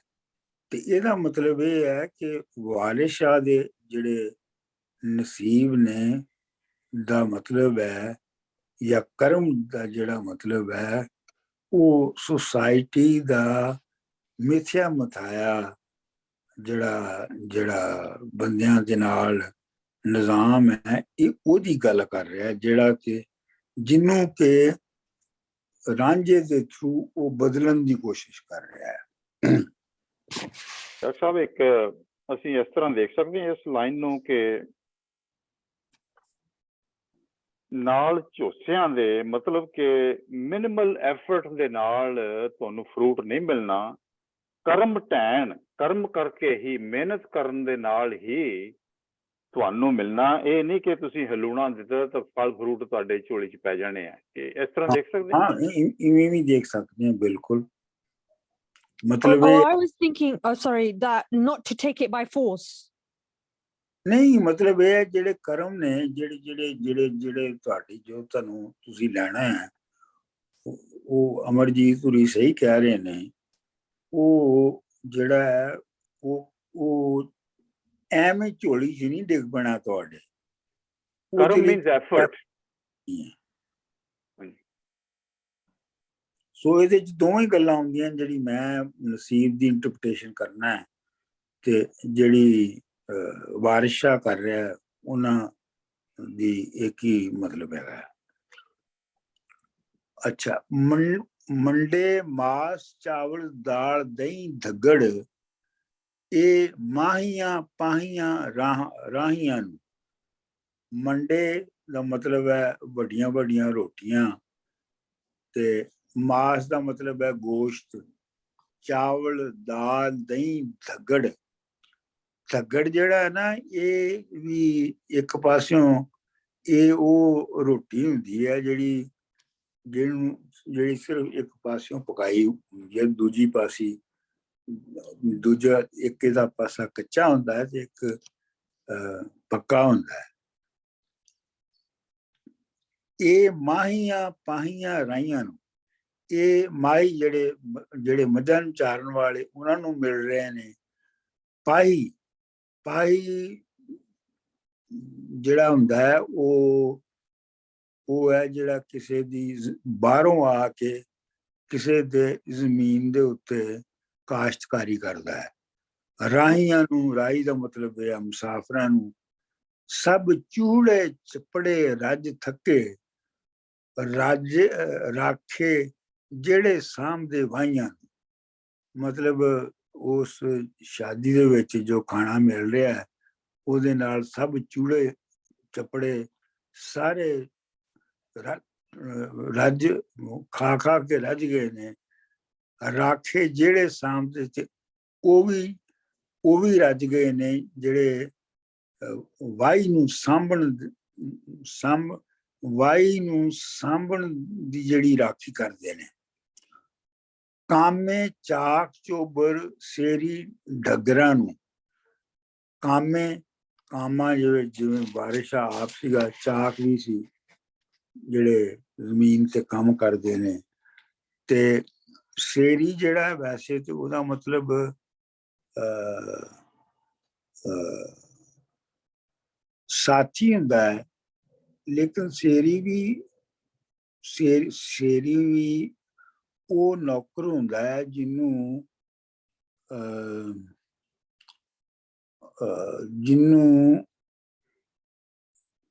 ਥੋੜਾ ਜਿਹਾ ਹਿੱਸਾ ਦਿੱਤਾ ਜਾਂਦਾ, ਨਹੀਂ, ਜਿਹਨੂੰ ਸਾਲਾਨਾ ਪ੍ਰੋਡਿਊਸ ਦੇ ਉੱਤੇ ਰੱਖਿਆ ਜਾਂਦਾ ਹੈ।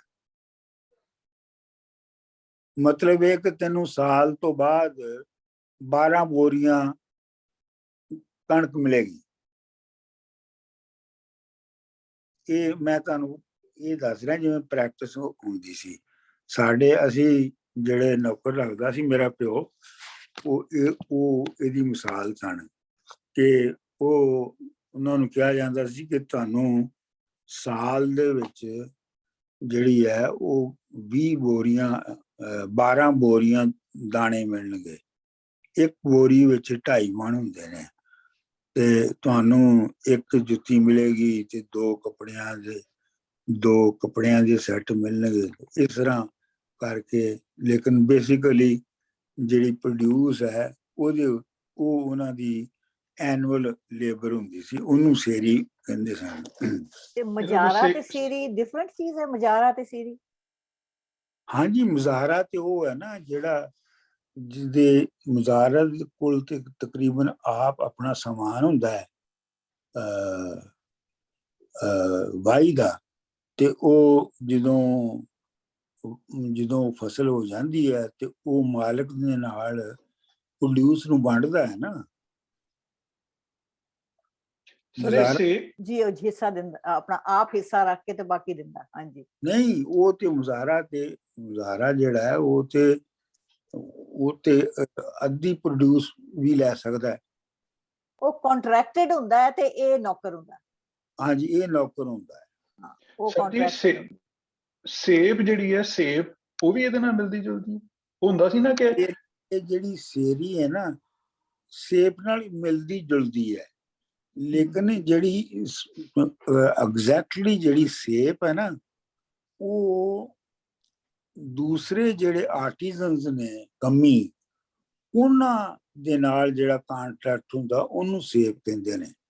ਮਤਲਬ ਇਹ ਹੈ ਕਿ ਇਹ ਤਰਖਾਣ ਹੈ, ਉਹਨੇ ਸਾਰਾ ਸਾਲ ਜਿਹੜਾ ਹੈ ਉਹ ਉਹਨੇ ਚੀਜ਼ਾਂ ਲੋੜੀ ਦੀਆਂ ਬਣਾਉਣੀਆਂ ਨੇ ਜਾਂ ਠੀਕ ਰੱਖਣੀਆਂ ਨੇ, ਤੇ ਸਾਲ ਦੇ ਅਖੀਰ ਦੇ ਉੱਤੇ ਉਹਨੂੰ ਇੰਨੇ ਦਾਣੇ ਇੰਨੇ ਗੰਦਮ ਮਿਲੇਗੀ। ਸਾਡੇ यहाँ ਤਾਂ ਗੰਦਮ ਹੀ ਦਿੱਤੀ ਜਾਂਦੀ ਸੀ। ਇਹ ਜਿਹੜਾ ਰਿਲੇਸ਼ਨਸ਼ਿਪ ਸੀ, ਇਹਨੂੰ ਸੇਵ ਕਹਿੰਦੇ ਸਨ। ਉਹ ਫਲਾਣਾ ਜਿਹੜਾ ਉਹ ਸਾਡਾ ਸੇਪੀ ਹੈ। ਜੀ ਜੀ।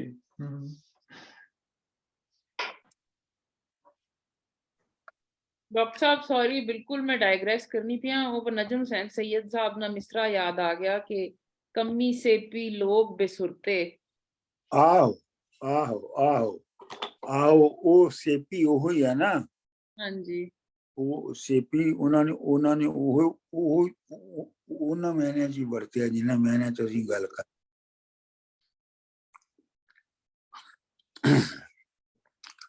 ਦੇਹ ਮੁਖ ਜਿਉਂ ਢੈਣ ਫਲਾਈਆਂ ਨੂੰ, ਦੇਹ ਮੁਖ ਜਿਹੜਾ ਹੈਗਾ ਉਹ ਪਿੰਡ ਦਾ ਨੰਬਰਦਾਰ ਹੈ, ਤੇ ਫਲਾਈਆਂ ਨੂੰ ਮਤਲਬ ਜਿਹੜੀ ਰੋਟੀ ਤਵੇ ਦੇ ਉੱਤੇ ਫੁੱਲ ਜਾਵੇ ਨਾ, ਤੇ ਕਿਹਾ ਜਾਂਦਾ ਹੈ ਕਿ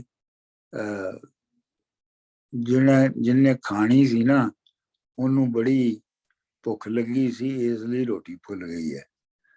ਦਾਲ ਸ਼ੋਰਬਾ ਰਸਾ ਤੇ ਮਿੱਠਾ, ਮੰਡੇ ਡੂਮਾਂ ਢੋਲੀਆਂ ਕੰਜਰਾਂ ਨਾਈਆਂ ਨੂੰ। ਇਹ ਸਾਰਿਆਂ ਨੂੰ ਜੋ ਕੁਝ ਦਿੱਤਾ ਜਾ ਰਿਹਾ ਹੈ, ਉਹਦੇ ਵਿੱਚ ਦਾਲ ਸ਼ੋਰਬਾ ਰਸਾ ਮਿੱਠਾ ਮੰਡੇ ਵਗੈਰਾ ਵਗੈਰਾ। ਅੱਛਾ, ਮੱਠਾ ਤੇ ਡਾਕਟਰ ਸਾਹਿਬ ਜੀ ਦਹੀਂ ਜਾਂ ਲੱਸੀ ਨੂੰ ਨਹੀਂ ਕਹਿੰਦੇ ਮੱਠਾ? ਇਹ ਮਿੱਠਾ ਨਹੀਂ, ਮੱਠਾ ਹੈ ਸ਼ਾਇਦ। ਮੱਠਾ ਬਣਾ ਲਓ। ਮੈਨੂੰ ਇਹਨਾਂ ਚੀਜ਼ਾਂ ਦੇ ਨਾਲ ਮੈਨੂੰ ਬਸ ਇੰਨੀ ਕੋਈ ਖਾਸ ਦਿਲਚਸਪੀ ਨਹੀਂ, ਧਿਆਨ ਨਹੀਂ ਦਿੰਦਾ ਇਹਨਾਂ। ਪਰ ਡਾਕਟਰ ਸਾਹਿਬ ਦੇਖੋ ਹੁਣ ਥੈਂਕਸ ਗਿਵਿੰਗ ਟਾਈਮ ਤੇ ਮਿਠਾਈਆਂ ਤੇ ਸਭ ਖਾਣ ਪੀਣ ਨੂੰ ਸਮਾਨ ਆ ਰਿਹਾ, ਮੂੰਹ 'ਚ ਪਾਣੀ ਆ ਰਿਹਾ ਸਾਡੇ ਤਾਂ। ਬਿਲਕੁਲ, ਬੜੇ ਮੌਕੇ ਦੀ ਮੁਨਾਸਬਤ ਨਾਲ ਮਿਠਾਈਆਂ ਪਈਆਂ ਸਾਰੇ ਦੇ ਸਾਰੀਆਂ। ਦੇਖੋ ਜੀ, ਮੇਰੇ ਫਰਿੱਜ ਦੇ ਵਿੱਚ ਜ਼ਬਰਦਸਤ ਕਿਸਮ ਦੀ ਬਰਫੀ ਪਈ ਹੈ, ਤੇ ਮੇਰਾ ਦਿਲ ਨਹੀਂ ਕਰਦਾ ਖਾਣ। ਅੱਛੀ ਗੱਲ ਹੈ ਨਾ। ਸਾਡਾ ਤੇ ਆਈ ਨੋ, ਨਹੀਂ ਤਾਂ ਹਾਲਤੇ ਸਾਡੇ ਘਰ ਹੁੰਦੀ ਤੇ ਕਦੇ ਦੀ ਮੁਕਾ ਕੇ ਪਾਸੇ ਲਾਈ ਹੋਣੀ ਸੀ।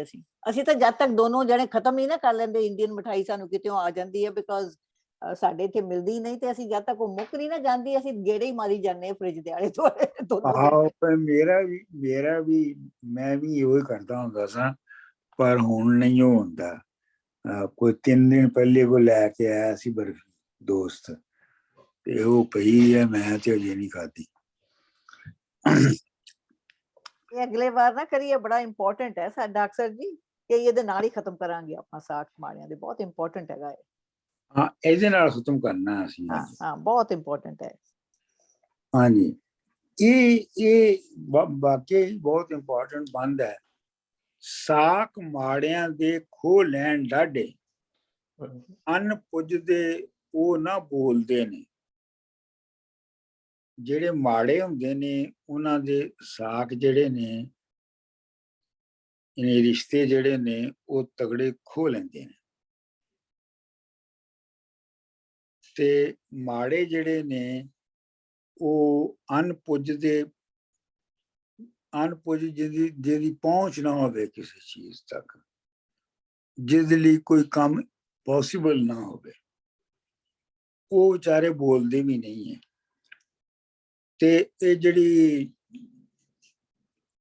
ਸਾਕਾਚਾਰੀ ਦੀ ਗੱਲ ਹੈ, ਇਹ ਤੇ ਇਹਦੇ ਵਿੱਚ ਤੇ ਵਾਰਿਸ ਸ਼ਾਹ ਜਿਹੜਾ ਹੈ, ਉਹ ਮੈਂ ਤੇ ਨਹੀਂ ਉਹਨੂੰ ਬਣਾ ਰਿਹਾ, ਲੇਕਿਨ ਇਹ 'ਚ ਤੁਸੀਂ ਦੇਖੋ ਕਿ ਉਹ ਸੁਸਾਇਟੀ ਨੂੰ, ਕਲਾਸਿਸ ਦੇ, ਪਹਿਲੀ ਤੇ ਸੁਸਾਇਟੀ ਨੂੰ ਉਹ ਕਲਾਸ ਸੁਸਾਇਟੀ ਮੰਨ ਰਿਹਾ, ਫਿਰ ਉਸ ਕਲਾਸ ਸੁਸਾਇਟੀ ਦੇ ਵਿੱਚ ਜਿਹੜੇ ਮੁਖਤਲਿਫ ਕਲਾਸਾਂ ਦੇ ਬਿਹੇਵੀਅਰ ਹੈ, ਜਾਂ ਉਹਨਾਂ ਦੀ ਜਿਹੜੀ ਚੰਗੀ ਜਾਂ ਭੈੜੀ ਕਰਨੀ ਹੈ, ਉਹਨਾਂ ਨੂੰ ਇੰਟਰਪ੍ਰੇਟ ਕਰ ਰਿਹਾ ਹੈ। ਸਾਕ ਮਾੜਿਆਂ ਦੇ ਖੋ ਲੈਣ ਡਾਢੇ, ਜਿਹੜੇ ਡਾਢੇ ਨੇ ਉਹ ਖੋ ਲੈਂਦੇ ਨੇ। ਵੈਸੇ ਇਹ ਹੈ ਕਿ ਜਿਹੜੇ ਮਾੜੇ ਨੇ ਉਹਨਾਂ ਨੂੰ ਤਗੜੇ ਜਿਹੜੇ ਨੇ ਉਹ ਸਾਕ ਦਿੰਦੇ ਹੀ ਨਹੀਂ ਹੈ। ਇਹ ਵੀ ਤੇ ਹੈ ਨਾ, ਉਹਨਾਂ ਨੂੰ ਉਹ ਸਾਕ ਦਿੰਦਾ ਹੀ ਨਹੀਂ ਹੈ।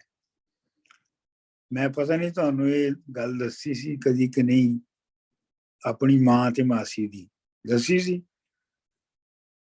ਨਹੀਂ ਸਰ ਜੀ, ਨਹੀਂ ਦੱਸੀ। ਨਹੀਂ ਡਾਕਟਰ ਸਾਹਿਬ, ਬਿਲਕੁਲ ਨਹੀਂ ਦੱਸੀ। ਅੱਛਾ, ਉਹ ਇਹ ਸੀ ਕਿ ਮੈਨੂੰ ਯਾਦ ਹੈ ਨਿੱਕਿਆਂ ਹੁੰਦਿਆਂ ਦੀ ਗੱਲ ਹੈ ਇਹ, ਕਿ ਮੇਰੀ ਮਾਸੀ ਜਿਹੜੀ ਹੈ ਉਹ ਗਰੀਬ ਸੀ ਕਾਫੀ, ਤੇ ਉਹ ਲੈਲਪੁਰ ਤੋਂ ਆਈ ਮਿਲਣ ਮੇਰੀ ਸਾਨੂੰ। ਉਹ ਵਿਚਾਰੀ ਆਈ ਸੀ ਰਿਸ਼ਤਾ ਮੰਗਣ ਮੇਰੀ ਭੈਣ ਦਾ, ਤੇ ਉਹ ਰਾਤ ਨੂੰ ਮੈਂ ਵੀ ਉਸੇ ਕਮਰੇ 'ਚ ਹੀ ਰਜ਼ਾਈ ਦੇ ਵਿੱਚ ਮੂੰਹ ਦੇ ਕੇ ਲੰਮਾ ਪਿਆ ਸਾਂ, ਤੇ ਉਹ ਦੋਵੇਂ ਭੈਣਾਂ ਗੱਲਾਂ ਕਰ ਰਹੀਆਂ ਸਨ।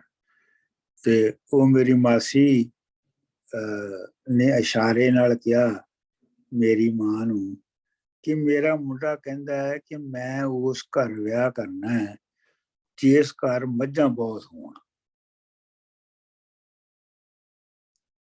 ਮਤਲਬ ਤੁਹਾਡੇ ਘਰ ਕਰਨਾ ਹੈ।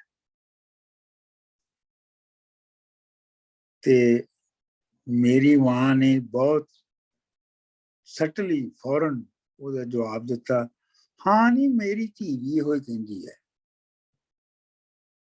ਓ ਮਾਈ ਗੁੱਡਨੈਸ, ਉਸੇ ਵਕਤ ਉਹ ਜਵਾਬ ਦੇ ਦਿੱਤਾ। ਕਮਾਲ ਕਮਾਲ। Wow. ਦੇ ਵਿੱਚ ਉਹਨੇ ਕਿਹਾ ਹਾਂ ਨਹੀਂ ਮੇਰੀ ਧੀ ਵੀ ਇਹੋ ਹੀ ਕਹਿੰਦੀ ਹੈ। ਮਤਲਬ ਇਹ ਹੈ ਕਿ ਜੇ ਤੇਰਾ ਮੁੰਡਾ ਬਹੁਤੀਆਂ ਮੱਝਾਂ ਵਾਲੇ ਘਰ ਅਮੀਰ ਥੋੜੇ ਖਾਂਦੇ ਪੀਂਦੇ ਲੋਕਾਂ 'ਚ ਕਰਨਾ ਚਾਹੁੰਦਾ ਹੈ, ਤੇ ਮੇਰੀ ਕੁੜੀ ਵੀ ਉਹ ਹੀ ਚਾਹੁੰਦੀ ਹੈ, ਮਤਲਬ ਤੇਰੇ ਨਾਲ ਸਾਗ ਨਹੀਂ ਹੋ ਸਕਦਾ। क्या बात है, क्या बात है। ਨਹੀਂ ਚੱਲਦਾ ਵਸ ਲਾਚਾਰ ਹੋ ਕੇ ਮੋਏ ਸੱਪ ਵਾਂਗੂ ਵਿਸ ਘੋਲਦੇ ਨੇ, ਤੇ ਉਹਨਾਂ ਦਾ ਵਸ ਨਹੀਂ ਚੱਲਦਾ, ਕੋਈ ਉਹ ਬੇਬਸ ਹੁੰਦੇ ਨੇ। ਜਿਵੇਂ ਮੋਇਆ ਸੱਪ ਜਿਹੜਾ ਹੈ ਨਾ, ਉਹ ਸਿਰਫ ਜ਼ਹਿਰ ਘੋਲਦਾ ਹੈ, ਹੋਰ ਕੁਛ ਵੀ ਨਹੀਂ ਕਰ ਸਕਦਾ। ਅੰਦਰ ਹੀ ਅੰਦਰ ਉਹ ਜ਼ਹਿਰ ਘੋਲ ਰਿਹਾ ਹੈ, ਲੇਕਿਨ ਉਹਦਾ ਜ਼ਹਿਰ ਕਿਸੇ ਨੂੰ ਕੁਛ ਕਰ ਨਹੀਂ ਸਕਦਾ। डॉक्टर साहब, इसका मतलब, सॉरी टू इंटरप्ट, इसका मतलब ये होया कि मोया या सप डंग ते नहीं मारी सकना ना, बस वेसी अब कोली गशना अपने। बिल्कुल, डंग ते नहीं ना मार सकदा। ते ये ਉਹ ਨੇ ਵਿਚਾਰੇ ਜਿਹੜੇ ਮਾੜੇ ਲੋਅਰ ਕਲਾਸ ਹੁੰਦੀ ਹੈ, ਇਹ ਸਿਰਫ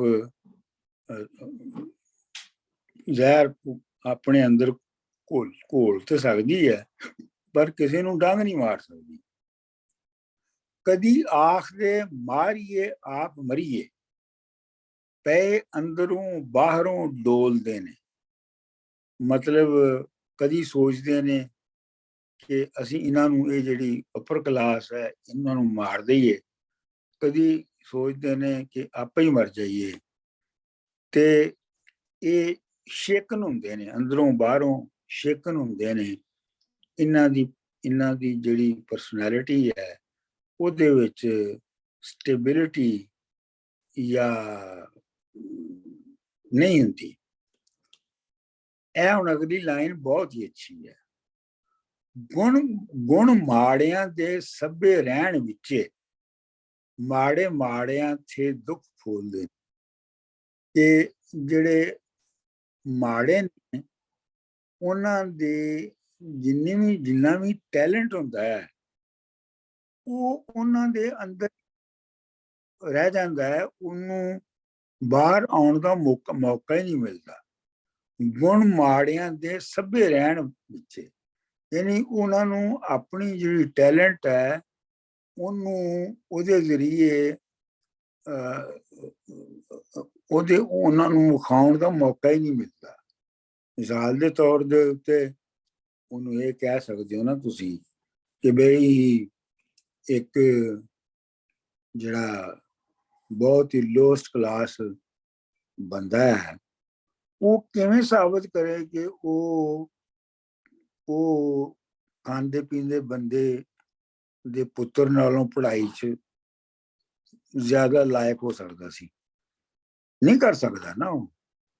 ਲਿਹਾਜ਼ਾ ਉਹਨਾਂ ਕੋਲ ਮੀਨਸ ਹੀ ਨਹੀਂ ਹੈਗੇ ਕਿ ਉਹ ਆਪਣੇ ਟੈਲੈਂਟ ਨੂੰ ਯੂਜ਼ ਕਰ ਸਕਣ। ਸੋ ਬਾਰਿਸ਼ ਕਹਿ ਰਿਹਾ ਡਾਕਟਰ ਸਾਹਿਬ, ਇਹ ਤਾਂ ਆਮ ਅਸੀਂ ਇੱਥੇ ਦੇਖਦੇ ਹਾਂ ਅੱਜ ਕੱਲ੍ਹ ਕਿ ਪਿੰਡਾਂ ਦੇ ਵਿੱਚ ਸੜਕਾਂ ਦੇ ਉੱਤੇ ਹਾਰਮੋਨੀਅਮ ਨਾਲ ਕੋਲ ਗਾ ਰਿਹਾ ਤੇ ਇੰਨੀਆਂ ਵਧੀਆ ਵਧੀਆ ਆਵਾਜ਼ਾਂ ਤੇ ਹੀਰ ਗਾਉਂਦੇ ਨੇ, ਉਹਨਾਂ ਦੇ ਮੁਕਾਬਲੇ ਵਿੱਚ ਤਾਂ ਜਿਹੜੇ ਆ ਰਫੀ ਰੂਫੀ ਵਗੈਰਾ ਕੁਝ ਵੀ ਨਹੀਂ, ਮਤਲਬ ਉਹਨਾਂ ਨੂੰ ਕੋਈ ਟੈਲੈਂਟ ਨੂੰ ਕੋਈ ਮੌਕਾ ਹੀ ਨਹੀਂ ਮਿਲਿਆ। ਮਤਲਬ ਇਹ ਹੈ ਕਿ ਵਾਰਿਸ਼ ਆਏ ਕਹਿ ਰਿਹਾ ਕਿ ਜਿਹੜੇ ਟੈਲੈਂਟਸ ਜਾਂ ਟੈਲੈਂਟਡ ਲੋਕ ਤੁਸੀਂ ਵੇਖਦੇ ਹੋ, ਉਹਨਾਂ ਦੇ ਵਿੱਚ ਇਹ ਵੀ ਯਾਦ ਰੱਖੋ ਕਿ ਇਹ ਉਸ ਕਲਾਸ ਤੋਂ ਨੇ ਜਿਹਨੂੰ ਆਪਣਾ ਟੈਲੈਂਟ ਵਰਤਣ ਦਾ ਮੌਕਾ ਮਿਲ ਗਿਆ। ਵਾਹ, ਬਿਲਕੁਲ। ਤੇ ਜਿਹੜੇ ਤੁਸੀਂ ਸਮਝਦੇ ਹੋ ਕਿ ਬਿਲਕੁਲ ਟੈਲੈਂਟ ਲੈਸ ਲੋਕ ਨੇ, ਉਹ ਕੋਈ ਜੰਮਦਿਆਂ ਟੈਲੈਂਟ ਲੈਸ ਨਹੀਂ ਸਨ। ਉਹਨਾਂ ਦੀ ਇਕਨੋਮਿਕ ਪੋਜੀਸ਼ਨ ਐਸੀ ਸੀ ਕਿ ਉਹ ਆਪਣਾ ਟੈਲੈਂਟ ਵਿਖਾ ਹੀ ਨਹੀਂ ਸਕਦੇ ਸਨ। ਸ਼ਾਨਦਾਰ ਨੂੰ ਹੁਣ ਇਹ ਅੱਗੇ ਮੋਰਾਲਿਟੀ ਦੇ ਪੱਖ ਤੋਂ ਵੀ ਵਾਰਿਸ਼ ਕਮੈਂਟ ਕਰ ਰਿਹਾ, ਸ਼ਾਨਦਾਰ ਨੂੰ ਕਰੇ ਨਾ ਕੋਈ ਝੂਠਾ, ਕੰਗਾਲ ਝੂਠਾ ਕਰ ਟੋਲਦੇ ਨੇ। ਜਿਹੜਾ ਆਨ ਬਾਨ ਸ਼ਾਨ ਵਾਲਾ ਬੰਦਾ ਹੁੰਦਾ, ਅਮੀਰ ਆਦਮੀ ਹੁੰਦਾ, ਉਹਨੂੰ ਕੋਈ ਝੂਠਾ ਨਹੀਂ ਕਰਦਾ। ਉਹ ਝੂਠ ਹੋਵੇ ਤਾਂ ਵੀ ਉਹਨੂੰ ਝੂਠਾ ਨਹੀਂ ਕਹਿੰਦੇ। ਤੇ ਜੇ ਕੋਈ ਕੰਗਾਲ ਹੋਵੇ, ਪੈਨੀਲੈਸ ਹੋਵੇ, ਤੇ ਉਹਨੂੰ ਫੌਰੀ ਤੌਰ ਤੇ ਝੂਠਾ ਕਰ ਦਿੱਤਾ ਜਾਂਦਾ, ਭਾਵੇਂ ਉਹ ਝੂਠਾ ਨਾਮ ਹੀ ਹੋਵੇ। ਵਾਰਿਸ਼ਾ ਲਟਾਮ ਦੇ ਖੜੇ ਮਾੜੇ, ਮਾਰੇ ਖੌਫ ਦੇ ਮੂੰਹੋਂ ਨਾ ਬੋਲਦੇ ਨੇ। ਤੇ ਵਾਰਿਸ਼ਾ ਜਿਹੜੇ ਮਾੜੇ ਨੇ, ਉਹਨਾਂ ਦੇ ਸਾਹਮਣੇ ਹੀ ਉਹਨਾਂ ਦਾ ਸਾਰਾ ਕੁਝ ਲੁੱਟਿਆ ਜਾ ਰਿਹਾ ਹੁੰਦਾ ਹੈ, ਤੇ ਉਹ ਖੌਫ ਦੀ ਵਜ੍ਹਾ ਤੋਂ ਵਿਚਾਰੇ ਬੋਲਦੇ ਵੀ ਨਹੀਂ ਹੈ ਜਦੋਂ ਆਪਣੀ ਲੁੱਟ ਨੂੰ ਵੇਖਦੇ। ਇਹਦੇ ਵਿੱਚ ਹੁਣ ਵਾਰਿਸ਼ਾ ਜਿਹੜਾ ਹੈ ਉਹ ਕਲੀਅਰਲੀ 18ਵੀਂ ਸਦੀ ਦੀ ਪੰਜਾਬੀ ਸੁਸਾਇਟੀ 'ਚ ਜਿਹੜੀ ਕਲਾਸਿਸ ਨੇ, ਔਰ ਕਲਾਸਿਸ ਦੇ ਜਿਹੜੇ ਇੱਕ ਦੂਜੇ ਨਾਲ ਤਲਕ ਨੇ ਤੇ ਜਿਹੜੇ ਬਿਹੇਵੀਅਰਸ ਨੇ, ਉਹਨਾਂ ਨੂੰ ਦੱਸ ਰਿਹਾ ਹੈ। ਤੇ ਜੇ ਇਹ ਕਿਹਾ ਜਾਏ ਕਿ ਵਾਰਿਸ਼ਾ ਜਿਹੜਾ ਹੈ ਉਹ ਇੱਕ ਤਰ੍ਹਾਂ ਮਟੀਰੀਅਲਿਸਟ ਪੋਇਟ ਵੀ ਸੀ, ਤੇ ਇਹ ਕੋਈ ਇਹਦੇ ਕਹਿਣ ਲਈ ਕੋਈ ਮਾਰਕਸਿਜ਼ਮ ਦਾ ਹਾਮੀ ਹੋਣਾ ਜ਼ਰੂਰੀ ਨਹੀਂ ਹੈ। ਇਹ ਲਾਈਨਾਂ ਹੀ ਆਪ ਬੋਲ ਰਹੀਆਂ ਨੇ। ਡਾਕਟਰ ਸਾਹਿਬ, ਜਿਹੜੀ ਪਲੇਸਮੈਂਟ ਕੀਤੀ ਹੈ ਇਸ ਬੰਦ ਦੀ, ਇਹਦੇ ਇੱਕ ਪਾਸੇ ਇੰਨੇ ਸ਼ਾਨਦਾਰ ਤਿਆਰੀਆਂ ਤੇ ਵਿਆਹਾਂ ਦੀਆਂ ਹੋ ਰਹੀਆਂ, ਇੱਥੇ ਇੰਨੀ ਫਿਲੋਸੋਫੀਕਲ ਗੱਲ ਕਰ ਦਿੱਤੀ ਹੈ। ਟਾਈਮਿੰਗ ਇਹਦੀ ਬੜੀ ਸਟ੍ਰਾਈਕਿੰਗ ਹੈ, ਕੰਟਰਾਸਟ ਕਰਕੇ ਦਿਖਾਇਆ ਉਹਨੇ। ਆਓ ਮਤਲਬ ਇਹ ਹੈ ਕਿ ਉਹ ਹੀ ਸਪਲਿਟ ਸਕਰੀਨ ਹੈ ਨਾ, ਸਪਲਿਟ ਸਕਰੀਨ ਹੈ ਨਾ। ਇੱਕ ਸਕਰੀਨ 'ਚ ਤੁਹਾਨੂੰ ਦਿਸ ਰਿਹਾ ਕਿ ਜਿਹੜੇ ਖੇੜੇ ਦੇ ਸਿਆਲ ਨੇ ਉਹ ਕਿਵੇਂ ਆਪਣੀ ਸ਼ਾਨ ਵਿਖਾ ਰਹੇ ਨੇ, ਕਿਵੇਂ ਉਹ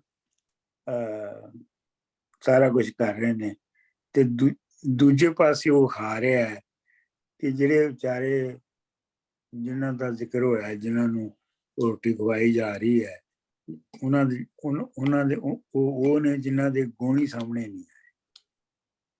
ਅੱਛਾ, ਇੱਕੋ ਜਿਹੜਾ ਪਹਿਲੇ ਜਿਹੜਾ ਬੰਦ ਪਹਿਲਾ ਜਿਹੜਾ ਸੀ ਨਾ, ਅੱਜ ਅਸੀਂ ਕੀਤਾ, ਸਾਹ ਸਦਾਇਆ ਬਾਹਮਣਾ ਤੋਂ, ਰਾਈਟ? ਹਾਂਜੀ ਹਾਂਜੀ। ਉਹਦੇ ਬਾਰੇ ਚ ਮੈਂ ਇੱਕ ਹੋਰ ਗੱਲ ਵੀ ਕਰਨਾ ਚਾਹੁੰਦਾ। ਉਹ ਇਹ ਹੈ ਕਿ ਤੁਸੀਂ ਇਹ ਦੇਖੋ ਕਿ ਹਰ ਵਿਆਹ ਜਿਹੜਾ ਹੈ ਉਹ ਬਾਹਮਣ ਜਿਹੜੇ ਨੇ, ਜਾਂ ਬਾਹਮਣ ਜਾਂ ਉਹਨਾਂ ਦੀ ਕੋਈ ਵੀ class, best time calculated to the minutes and seconds ਬਣਾਉਂਦੀ ਹੈ। ਠੀਕ, ਇਹਦਾ ਮਤਲਬ ਹੈ ਕਿ ਉਹ ਸ਼ਾਦੀ ਜਿਹੜੀ ਹੈ, ਜਿਹੜੀ ਇੰਨੀ ਐਸਟਰੋਨੋਮਿਕਲ ਕੈਲਕੂਲੇਸ਼ਨਸ ਦੇ ਨਾਲ ਹੋਈ ਹੈ, ਉਹਨੂੰ ਬਹੁਤ ਕਾਮਯਾਬ ਹੋਣਾ ਚਾਹੀਦਾ ਹੈ। That can never fail। ਲੇਕਿਨ ਕੋਈ ਵੀ ਸ਼ਾਦੀ ਕਾਮਯਾਬ ਨਹੀਂ ਹੁੰਦੀ। ਇਹਦਾ ਮਤਲਬ ਹੈ ਕਿ ਇਹ ਸਾਰੇ ਜਿਹੜੇ ਰਿਚੁਅਲ ਹੈ ਇਹ ਬੇਫਾਇਦਾ ਹੈ। ਇਸੇ ਤਰ੍ਹਾਂ ਨਿਕਾਹ ਵੀ ਹੈ। ਨਿਕਾਹ ਦਾ ਵੀ ਇਹੋ ਹੀ ਹੈ ਕਿ ਤੁਸੀਂ ਹੁਣ ਇੱਥੇ ਜਿਹੜਾ ਬੈਸਟ ਟਾਈਮ ਕਢਵਾ ਰਹੇ ਹੋ ਸ਼ਾਦੀ ਦਾ, ਉਸ ਔਰਤ ਦੀ ਸ਼ਾਦੀ ਦਾ ਜਿਹੜੀ ਕਿ ਉਹ ਸ਼ਾਦੀ ਕਰਨਾ ਹੀ ਨਹੀਂ ਚਾਹੁੰਦੀ, ਉਹਦਾ ਤੁਸੀਂ ਨਿਕਾਹ ਪੜਵਾ ਰਹੇ ਹੋ ਜਿਹੜੀ ਨਿਕਾਹ ਪੜਨਾ ਹੀ ਨਹੀਂ ਚਾਹੁੰਦੀ ਉਹਦੇ ਨਾਲ, ਖੇੜੇ ਨਾਲ। ਠੀਕ। ਸੋ ਮਤਲਬ ਇਹ ਹੈ ਕਿ ਜਿਹੜੀਆਂ ਇਹ ਸਾਰੀਆਂ ਰਸਮਾਂ ਨੇ, ਰਿਚੁਅਲਸ ਨੇ, ਇਹਨਾਂ ਦਾ ਜਿਹੜੀ ਇਨਸਾਨ ਦੀ ਜਿਹੜੀ ਰਿਐਲਿਟੀ ਹੈ ਉਹਨਾਂ ਦੇ ਨਾਲ ਕੋਈ ਤਲਕ ਨਹੀਂ ਹੈਗਾ। ਇਹ ਬਸ ਬਣੀਆਂ ਨੇ, ਉਹ ਚੱਲਦੀਆਂ ਨੇ, ਲੇਕਿਨ ਉਹਨਾਂ ਦਾ ਝੂਠ, ਉਹਨਾਂ ਦਾ ਸੱਚ ਸਾਬਤ ਹੋਣਾ ਜਿਹੜਾ ਹੈ ਉਹ ਨਹੀਂ ਹੋਇਆ। But it's all dikhava anyway. It's all dikhava. ਨਹੀਂ ਮਤਲਬ ਦੇਖੋ ਨਾ, ਅਗਰ ਤੇ ਲੌਜਿਕ ਦੇਖੋ Yeah. ਤੇ ਜਦੋਂ ਇਹ ਪਤਾ ਹੋਵੇ ਕਿ ਕੁੜੀ ਇਹ ਜਿਹੜੀ ਹੈ ਖੇੜੇ ਨਾਲ ਵਿਆਹ ਕਰਨਾ ਹੀ ਨਹੀਂ ਚਾਹੁੰਦੀ, ਠੀਕ, ਤੇ ਫਿਰ ਉਹਦੀ ਸ਼ਾਦੀ ਦੇ ਬੈਸਟ ਟਾਈਮ ਕੱਢਣ ਦੀ ਕੀ ਜਸਟੀਫਿਕੇਸ਼ਨ ਹੈ? Exactly. ਜਾਂ ਉਹਦਾ ਨਿਕਾਹ ਕਰਨ ਦੀ ਕੀ ਜਸਟੀਫਿਕੇਸ਼ਨ ਹੈ? ਕੋਈ ਜਸਟੀਫਿਕੇਸ਼ਨ ਨਹੀਂ ਹੈ ਨਾ। No. But the parents are happy, that's enough to show society that it's going to be all well. ਤੋ ਇਹਦਾ ਮਤਲਬ ਹੈ ਕਿ ਜਿਹੜੀ ਸੁਸਾਇਟੀ ਹੈ ਉਹ ਆਪਣੀਆਂ ਰਿਚੁਅਲਸ ਜਿਹੜੀ ਉਹ ਆਪਣੀ ਪਰਪੈਚੁਏਸ਼ਨ ਲਈ ਕਰਦੀ ਜਾਂਦੀ ਹੈ। ਉਹ ਇੰਡੀਵਿਜੂਅਲ ਦੀ ਜਿਹੜੀਆਂ ਲੋੜਾਂ ਜਾਂ ਥੋੜਾਂ ਨੇ ਉਹਨਾਂ ਵੱਲ ਧਿਆਨ ਨਹੀਂ ਦਿੰਦੀ। ਲਓ ਜੀ ਹੁਣ ਇੱਕ ਮੈਂ ਗੱਲ ਕਰ ਸਕਦਾ ਇੱਥੇ ਜੀ? ਬਿਲਕੁਲ ਕਰੋ। ਇਹ ਜਿਹੜੀਆਂ ਵਾਰਾਂ ਹਾਂਜੀ, ਮੈਂ ਕਿਹਾ ਮੈਂ ਹੁਣ ਸਲੋਲੀ ਕਰ ਰਿਹਾ ਕਿ ਤਾਂ ਕਿ ਤੁਸੀਂ ਮਜ਼ਾ ਲੈ ਕੇ ਪੜੋ। ਨਹੀਂ ਸਰ, ਏਦਾਂ ਹੀ ਮਜ਼ਾ ਆਉਂਦਾ ਹੈ। We thoroughly enjoy. ਤੁਸੀਂ ਅਸੀਂ ਏਦਾਂ ਹੀ ਕਰਨਾ sir ji. This is what we want, seriously love it. ਹਾਂਜੀ, ਇੱਕ ਤਾਂ ਇਹ ਕਹਿ ਰਹੇ ਹਾਂ ਅਸੀਂ ਕਿ ਥਿੱਤਾਂ ਵਾਰਾਂ ਤੇ ਵਿਆਹ ਦੇ ਐਗਜ਼ੈਕਟ ਟਾਈਮ ਜਿਹੜੇ ਸੈੱਟ ਕਰਨੇ ਆ, ਇੱਕ ਤਾਂ ਹੋ ਸਕਦਾ ਕਿ ਸਿਸਟਮ ਨੇ ਇਹ ਕ੍ਰੀਏਟ ਕੀਤੇ ਆ ਤੇ ਇਹਦੇ ਵਿੱਚ ਕੋਈ ਟ੍ਰਿਕ ਵੀ ਹੋ ਸਕਦਾ ਤੇ ਕੋਈ ਸਾਜ਼ਿਸ਼ ਵੀ ਹੋ ਸਕਦੀ ਆ। ਦੂਸਰਾ ਇਹ ਵੀ ਤਾਂ ਹੋ ਸਕਦਾ ਕਿ ਸੁਸਾਇਟੀ ਦੇ ਵਿੱਚ ਇੱਕ ਇਵੈਂਟ ਹੋਣੀ ਆ, bringing the society together to the climax of that event. ਮਤਲਬ ਇੰਨਾ ਤਿਆਰ ਕਰ ਦਿੱਤਾ ਜਾਂਦਾ ਸਾਰਾ ਕੁਝ ਸਿਲਸਿਲਾ ਕੇ ਕਿ ਉਹ ਜਿਹੜਾ ਇਵੈਂਟ ਜਿਹੜੀ ਆ ਸੁਸਾਇਟੀ ਵਿੱਚ ਹੋਣੀ ਉਹ ਕਾਮਯਾਬ ਹੋਵੇ ਔਰ ਹਰ ਇੱਕ ਨੂੰ ਪਤਾ ਲੱਗ ਜਾਏ ਕਿ ਇਹਦੇ 'ਚ ਮਤਲਬ ਵਿਸ਼ੀ-ਵਾਸ਼ੀ ਵਾਲੀ ਗੱਲ ਨਾ ਹੋਵੇ। ਇਹਦੇ ਬਾਰੇ ਦੱਸੋ ਥੋੜਾ ਜਿਹਾ। ਨਹੀਂ ਮਤਲਬ ਸੁਸਾਇਟੀ ਨੂੰ ਤੇ ਇਹ ਹੈ ਕਿ ਜਿਹੜੀ ਉਹਨੇ ਅਰੇਂਜਮੈਂਟ ਸਕਸੈਸ ਦੀ ਜਿਹੜਾ ਮਿਆਰ ਕਾਇਮ ਕੀਤਾ ਹੈ ਉਹਨੂੰ ਪੂਰਾ ਹੋਣਾ ਚਾਹੀਦਾ। ਹੋਰ ਉਹਦੇ ਵਿੱਚ ਬੰਦੇ ਦਾ ਕੀ ਹਾਲ ਹੁੰਦਾ ਹੈ ਤੇ ਔਰਤ ਦਾ ਕੀ ਹਾਲ ਹੁੰਦਾ ਹੈ, ਇਹਦੇ ਨਾਲ ਕਿਸੇ ਨੂੰ ਕੋਈ ਗਰਜ਼ ਨਹੀਂ ਹੈ। ਨਾ ਸੋਸਾਇਟੀ ਨੇ ਸਰ ਜੀ ਆਪਣਾ ਕੰਟਰੋਲ ਵੀ ਤਾਂ ਐਸਟੈਬਲਿਸ਼ ਰੱਖਣਾ ਔਰ ਉਹਨੂੰ ਬਰਕਰਾਰ ਰੱਖਣਾ ਨਾ, ਸੋ ਦੈਟ ਦੇ ਕ੍ਰੀਏਟ ਦਿਸ ਸਿਚੁਏਸ਼ਨ। ਜਿਹੜੀ ਜੰਜ ਹੈ ਉਹਨੇ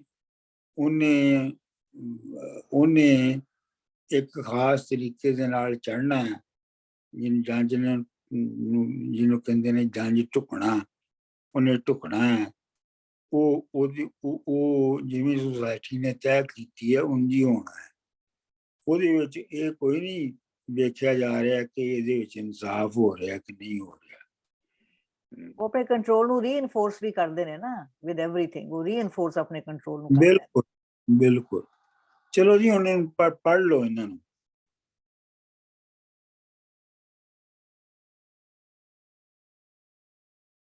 ਸਈਦ ਸਾਹਿਬ ਤਾਂ ਹੈ ਨਹੀਂ ਕਿ ਜੀ, ਮੈਂ ਹੀ ਸ਼ੁਰੂ ਕਰ ਦਿੰਨੀ ਫਿਰ ਜੀ। ਹਾਂਜੀ ਤੁਸੀਂ ਕਰ ਦਿਓ।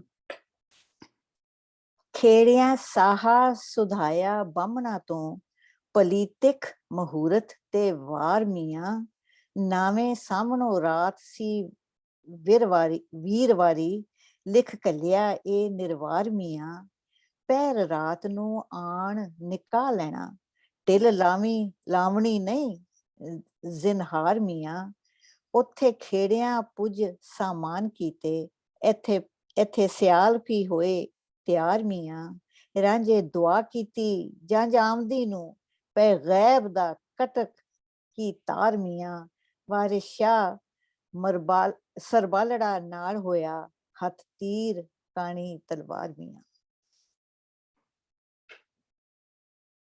ਹਾਂਜੀ ਹਾਂਜੀ ਮੈਂ ਪੜ੍ਹੀ ਛੋੜਨੀ ਆ ਇਹ ਮਠਾਈਆਂ ਵਾਲਾ ਬੰਦ ਨੰਬਰ ਜਾਣ ਕੇ ਨਹੀਂ ਕੀਤਾ, ਮੈਂ ਕਿਹਾ ਐਵੇਂ ਵੇਟ ਵੱਧ ਜੂ 2 ਮਿੰਟਾਂ 'ਚ। ਨਹੀਂ ਤੁਸੀਂ ਕਰੋ। ਹਾਂਜੀ ਨਹੀਂ ਕਰਨਾ ਚਾਹਣੇ ਹੋ ਤੇ ਕਰੋ, ਮਿੱਕੀ ਤੇ ਕੋਈ ਨਹੀਂ ਚਲੋ ਆਮ ਕਿਡਿੰਗ, ਮੈਂ ਕਿਹਾ ਤਾਂ ਹੀ ਨਹੀਂ ਕੀਤਾ ਕਿ ਵੇਟ ਹੀ ਨਾ ਵੱਧ ਜਾਏ। ਨਹੀਂ ਸਾਡੇ ਮੂੰਹ 'ਚ ਪਾਣੀ ਆ ਜਾ ਰਿਹਾ, ਅਸੀਂ ਬੋਲ ਨਹੀਂ ਸਕਦੇ। ਜੀ ਬੰਦ ਨੰਬਰ 187, ਲਗੇ ਨੁਗਦੀਆਂ ਤਲਨ ਤੇ ਸ਼ੱਕਰ ਪਾਰੇ ਢੇਰ ਲਾਤੇ ਵੱਡੇ ਘੇਰੋਆਂ ਦੇ, ਤਲੇ ਖੂਬ ਜਲੇਬ ਗੁਲ ਬਿਹਿਸ਼ਤ ਬੂੰਦੀ ਲੱਡੂ ਟਿੱਕੀਆਂ ਭਿੰਬਰੀ ਮੇਵਰਾਂ ਦੇ, ਮੈਦਾ ਖੰਡ ਤੇ ਘਿਓ ਪਾਰੇ ਜੱਫੀ ਭਾਬੀ ਲਾਡਲੀ ਨਾਲ ਜਿਵੇਂ ਦੇਵਰਾਂ ਦੇ, ਕਲਾਕੰਦ ਮਖਾਨਿਆਂ ਸਵਾਦ ਮਿੱਠੇ ਪਕਵਾਨ ਗੁੰਨੇ ਨਾਲ ਤੇਵਰਾਂ ਦੇ, ਟਿੱਕੇ ਵਾਲੀਆਂ ਨੱਥ ਹਮੇਲ ਚਾਂਜਰ ਬਾਜ਼ੂ ਬੰਦ ਮਾਲਾ ਨਾਲ ਨੇਵਰਾਂ ਦੇ। Very good. ਚਲੋ ਜੀ ਅਗਲਾ ਕੌਣ ਪੜੇਗਾ? ਵਧੀਆ, ਗੋ ਹੈਡ। Okay, ਮਿੱਠੇ ਹੋਰ ਖਜੂਰ ਪਰਾਖਰੀ ਦੀ, ਬੜੇ ਖਾਂਚੇ ਨਾਲ ਸੰਬੋਸਿਆਂ ਦੇ, ਅੰਦਰ ਸੇ ਕਚੋਰੀਆਂ ਲੁਚੀਆਂ, ਕਚੋਰੀਆਂ, yeah. ਅੰਦਰਸਾ ਇੱਕ ਮਿਠਾਈ ਦਾ ਨਾਮ। Sorry, it's ਅੰਦਰਸੇ ਕਚੋਰੀਆਂ ਲੁਚੀਆਂ ਸਨ ਦਰੇ ਖੰਡ ਦੇ ਖੋਰਨੀਆਂ ਖੋਸੀਆਂ ਦੇ, ਫੇਰੇ ਨਾਲ ਖਟਾਈਆਂ ਹੋਰ ਗੁਪ ਚੁੱਪ ਬੇਦਾਨੀਆਂ ਨਾਲ ਫਲੋਸੀਆਂ ਦੇ, ਰਾਂਝਾ ਜੋੜ ਕੇ ਪਰੇ ਫਰਿਆਦ ਕਰਦਾ ਵੇਖੋ ਖੁਸ ਦੇ ਸਾਕ ਬੇਦੋਸੀਆਂ ਦੇ, ਵਾਰਿਸ ਸ਼ਾਹ ਨਸੀਬ ਹੀ ਪੌਣ ਜੋਲੀ ਕਰਮ ਦੇਨ ਨਹੀਂ ਨਾਲ ਜੋਸੀਆਂ ਦੇ। ਕਰਮ ਢੈਣ ਕਰਮ ਧੈਨ, ਢੈਣ ਦਾ ਮਤਲਬ ਹੁੰਦਾ ਮਿਲਣਾ, ਇਸ ਚੀਜ਼ ਦਾ ਅਸਲ। Thank you. ਚਲੋ ਅੱਗੇ ਮੈਂ ਪੜ੍ਹ ਦੇਣਾ ਜੀ। ਮੰਡੇ ਮਾਸ ਚਾਵਲ ਦਾਲ ਦਹੀਂ ਧੱਕਰ ਇਹ ਮਾਹੀਆਂ ਪਾਲੀਆਂ ਰਾਹੀਆਂ ਨੂੰ, ਸਭ ਚੂਹੜੇ ਚਪੜੇ ਰੱਜ ਥਕੇ ਰਾਖੇ ਜਿਹੜੇ ਸਾਂਭ ਦੇ ਵਾਹੀਆਂ ਨੂੰ, ਕਾਮੀ ਚਾਕ ਚੋਬਰ ਸੀਰੀ ਡੰਗਰਾਂ ਨੂੰ, ਦਹੀਂ ਮੁੱਕ ਜਿਉਂ ਦੇਣ ਬਲਾਈਆਂ ਨੂੰ, ਦਾਲ ਸ਼ੋਰਬਾ ਰਸਾ ਤੇ ਮਿੱਠਾ ਮੰਡੇ ਡੂਮਾਂ ਢਲੀਆਂ ਕੰਜਰਾਂ ਨਾਈਆਂ ਨੂੰ। ਹਾਂਜੀ ਅਗਲਾ ਮੈਂ ਪੜ੍ਹ ਦਿੰਦਾ ਜੀ, ਮੈਨੂੰ ਜੇ ਇਜਾਜ਼ਤ ਦਿਓ ਮੈਂ ਥੋੜਾ ਜਿਹਾ ਤਰਨਮ ਵਿੱਚ ਪੜ੍ਹ ਦਿਆਂ ਡਾਕਟਰ ਸਾਹਿਬ। ਹਾਂਜੀ ਠੀਕ ਹੈ। ਸਾਕ ਮਾੜਿਆਂ ਦੇ ਖੋ ਲੈਣ ਡਾਡੇ, ਅਣ ਪੁੱਜਦੇ ਉਹ ਨਾ ਬੋਲਦੇ ਨੇ, ਨਹੀਂ ਚੱਲਦਾ ਵਸ ਲਾਚਾਰ ਹੋ ਕੇ ਤੇ ਮੋਏ ਸੱਪ ਵਾਂਗੂ ਵਿਸਕੋਲਦੇ ਨੇ, ਕਦੀ ਆਖਦੇ ਮਾਰੀਏ ਜਾਂ ਆਪ ਮਰੀਏ, ਤੇ ਪਏ ਅੰਦਰੋਂ ਬਾਹਰੋਂ ਡੋਲਦੇ ਨੇ, ਗੁਣ ਮਾੜਿਆਂ ਦੇ ਸਭੇ ਰਹਿਣ ਵਿੱਚ ਤੇ ਮਾੜੇ ਮਾਪਿਆਂ ਤੇ ਦੁੱਖ ਮਾ- ਫੋਲ ਤੇ ਮਾੜੇ ਮਾੜਿਆਂ ਤੇ ਦੁੱਖ ਫੋਲਦੇ ਨੇ। ਸ਼ਾਨਦਾਰ ਨੂੰ ਕਰੇ ਨਾ ਕੋਈ ਝੂਠਾ ਤੇ ਮਾੜਾ ਕੰਗਲ ਝੂਠਾ ਕਰ ਤੋੜਦੇ ਨੇ। ਵਾਰਸ ਸ਼ਾਹ ਲੁਟਾਈਂਦੇ ਖੜੇ ਮਾੜੇ ਤੇ ਮਾਰੋਂ ਮਾਰੇ ਖੌਫ ਦੇ ਮੂੰਹੋਂ ਨਾ ਬੋਲਦੇ ਨੇ। ਤੇ ਮਾਰੇ ਖੌਫ ਦੇ ਮੂੰਹੋਂ ਨਾ ਬੋਲਦੇ। ਵਾਹ ਜੀ ਵਾਹ, ਵਾਹ ਜੀ ਵਾਹ। Wow, that was so cool. ਹਾਂਜੀ। Thank you. ਡਾਕਟਰ ਥੋੜੀ ਡਿਫਰੈਂਟ ਤਰਜ਼ ਦੇ ਵਿੱਚ ਮੰਗਾਇਆ, ਥੋੜੀ ਡਿਫਰੈਂਟ ਤਰਜ਼ ਹੈ, ਇਹ ਹੀਰ ਦੀ ਤਰਜ਼ ਨਹੀਂ ਹੈ। ਤਾਂ ਸਾਨੂੰ ਬਹੁਤ ਆਲਾ। ਪਰ ਡਾਕਟਰ That's ਸਾਹਿਬ right. ਇਹ ਜਿਹੜੀ ਮਜ਼ਾ ਆ ਗਿਆ ਅਮਰਜੀਤ ਸਾਹਿਬ ਕਿਆ ਕਿ ਇਹ ਹੀਰ ਤੁਸਾਂ ਮੈਂ ਸੁਣਨੀ ਵੀ ਆ, ਇਹ ਤਰन्नुम ਨਾਲ ਤੁਸਾਂ ਸੁਣੋ ਨਾ, ਇਸ ਨਾਲ ਮਜ਼ਾ ਦੁਬਾਲਾ ਹੋਏਗਾ ਸ਼ਾ ਤੁਸਾਂ ਕਿ ਇਹ ਜਿਹੜਾ ਅੰਦਰ ਉਸਨੇ ਇੱਕ ਪੇਥੋਸ ਆ ਨਾ ਉਹ ਪਤਾ ਲੱਗਣਾ ਤਰन्नुम ਨਾਲ ਤੁਸਾਂ ਸੁਣੋ ਤੇ। ਹਾਂਜੀ This is exactly right. ਉਹ ਇੱਕੋ ਤਰ੍ਹਾਂ ਸੀ ਜਦ ਉੱਚੀ ਉੱਚੀ ਗਾਉਂਦੇ ਨੇ ਨਾ ਤੇ ਉਹਦਾ ਪੈਥੋਸ, ਯੂ ਆਰ ਸੋ ਰਾਈਟ, ਉਹ ਗਵਾਚ ਜਾਂਦਾ somehow. But that is the traditional. So ਅੱਛਾ ਜੀ ਡਾਕਟਰ ਸਾਹਿਬ ਜੀ, ਅਗਲੀ ਕਲਾਸ ਹੁਣ ਅਗਲੇ ਟਿਊਜ਼ਡੇ ਨੂੰ ਕਿ ਅਗਲੇ ਫਰਾਈਡੇ ਨੂੰ, ਹੁਣ ਇਹ ਦੱਸੋ। ਫਰਾਈਡੇ ਕਰ ਲਓ। ਨਹੀਂ, ਮੇਰਾ ਖਿਆਲ ਹੈ ਟਿਊਜ਼ਡੇ ਨੂੰ ਤੇ ਅਸੀਂ ਕਰਾਂਗੇ। ਟਿਊਜ਼ਡੇ ਨੂੰ ਕਰਾਂਗੇ। ਹਾਂਜੀ, ਕਿਉਂ? ਫਿਰ ਟਿਊਜ਼ਡੇ ਅਰਲੀ ਹੈ ਤੁਹਾਡੀ ਛੁੱਟੀਆਂ ਤੋਂ ਬਾਅਦ? ਨਹੀਂ ਨਹੀਂ ਬਿਲਕੁਲ ਨਹੀਂ, ਮੈਂ ਤਾਂ ਸਿਰਫ ਮੈਂ ਤਾਂ ਸਿਰਫ ਉਹ ਟਾਈਮ ਦਾ ਅਸ਼ੋਰ ਕਰ ਲੈਣੀ ਤੇ ਸਾਰੇ ਫਿਰ ਅਸੀਂ ਗਵਾਚੇ ਫਿਰਦੇ ਹਾਂ ਕਿ ਟਿਊਜ਼ਡੇ ਫਰਾਈਡੇ ਨਹੀਂ, ਨਹੀਂ। Tuesday Friday. ਟਿਊਜ਼ਡੇ ਨੂੰ ਅਸੀਂ ਕਲਾਸ ਕਰਾਂਗੇ ਜੀ ਔਰ ਜੇ ਮੁਮਕਿਨ ਹੋ ਸਕਿਆ ਤੇ ਫਿਰ ਸ਼ਾਇਦ ਫਰਾਈਡੇ ਨੂੰ ਵੀ ਕਰਾਂਗੇ। ਚਲੋ ਪਹਿਲਾਂ ਟਿਊਜ਼ਡੇ ਦਾ ਤਾਂ ਵੇਖੀਏ ਨਾ। Tuesday, Okay, next Tuesday class that- is Tuesday. Next class is Tuesday, guys. ਦੇਖੋ ਤੇ ਫਿਰ ਫਰਾਈਡੇ ਦਾ ਮੈਂ ਉਸ ਦਿਨ ਅਸੀਂ ਤੈਅ ਕਰਾਂਗੇ। ਉਹ ਠੀਕ ਹੈ ਜੀ, ਤੇ ਚਲੋ। ਡਾਕਟਰ ਸਾਹਿਬ ਇੱਕ ਕਹਿਣਾ ਚਾਹੁੰਦੇ, ਪਹਿਲਾਂ ਵੀ ਗੱਲ ਹੋਈ ਹੈ ਕਿ ਜਿਸ ਤਰ੍ਹਾਂ ਅੱਜ ਅਸੀਂ ਕੀਤਾ ਨਾ ਕੱਲੇ ਕੱਲੇ ਬੰਦ ਦੇ ਵਿੱਚ ਪੁਰਾਣੀ ਹਿਸਟਰੀ ਵੀ ਤੇ ਪੁਰਾਣੀਆਂ ਖਿਆਲਾਤਾਂ ਦੀ ਡਿਸਕਸ਼ਨ ਜਿਹੜੀ ਹੋਈ ਹੈ ਉਹਦੇ ਨਾਲ ਬਿਲਕੁਲ ਹੀ ਬਹੁਤ ਮਜ਼ਾ ਮਜ਼ਾ। ਇਹਦਾ ਹੋਰ ਵੀ ਵੱਧ ਗਿਆ। ਹਾਂ ਨਹੀਂ ਇਦਾਂ ਰਿਕਾਰਡਿੰਗ ਬਹੁਤ ਅੱਛਾ ਬੰਦ ਕਰ ਲਓ ਲੱਗਦਾ। ਸਰ, ਰਿਕਾਰਡਿੰਗ ਬੰਦ ਕਰ ਲਓ। ਰਿਕਾਰਡਿੰਗ ਬੰਦ ਕਰ ਦਿਓ।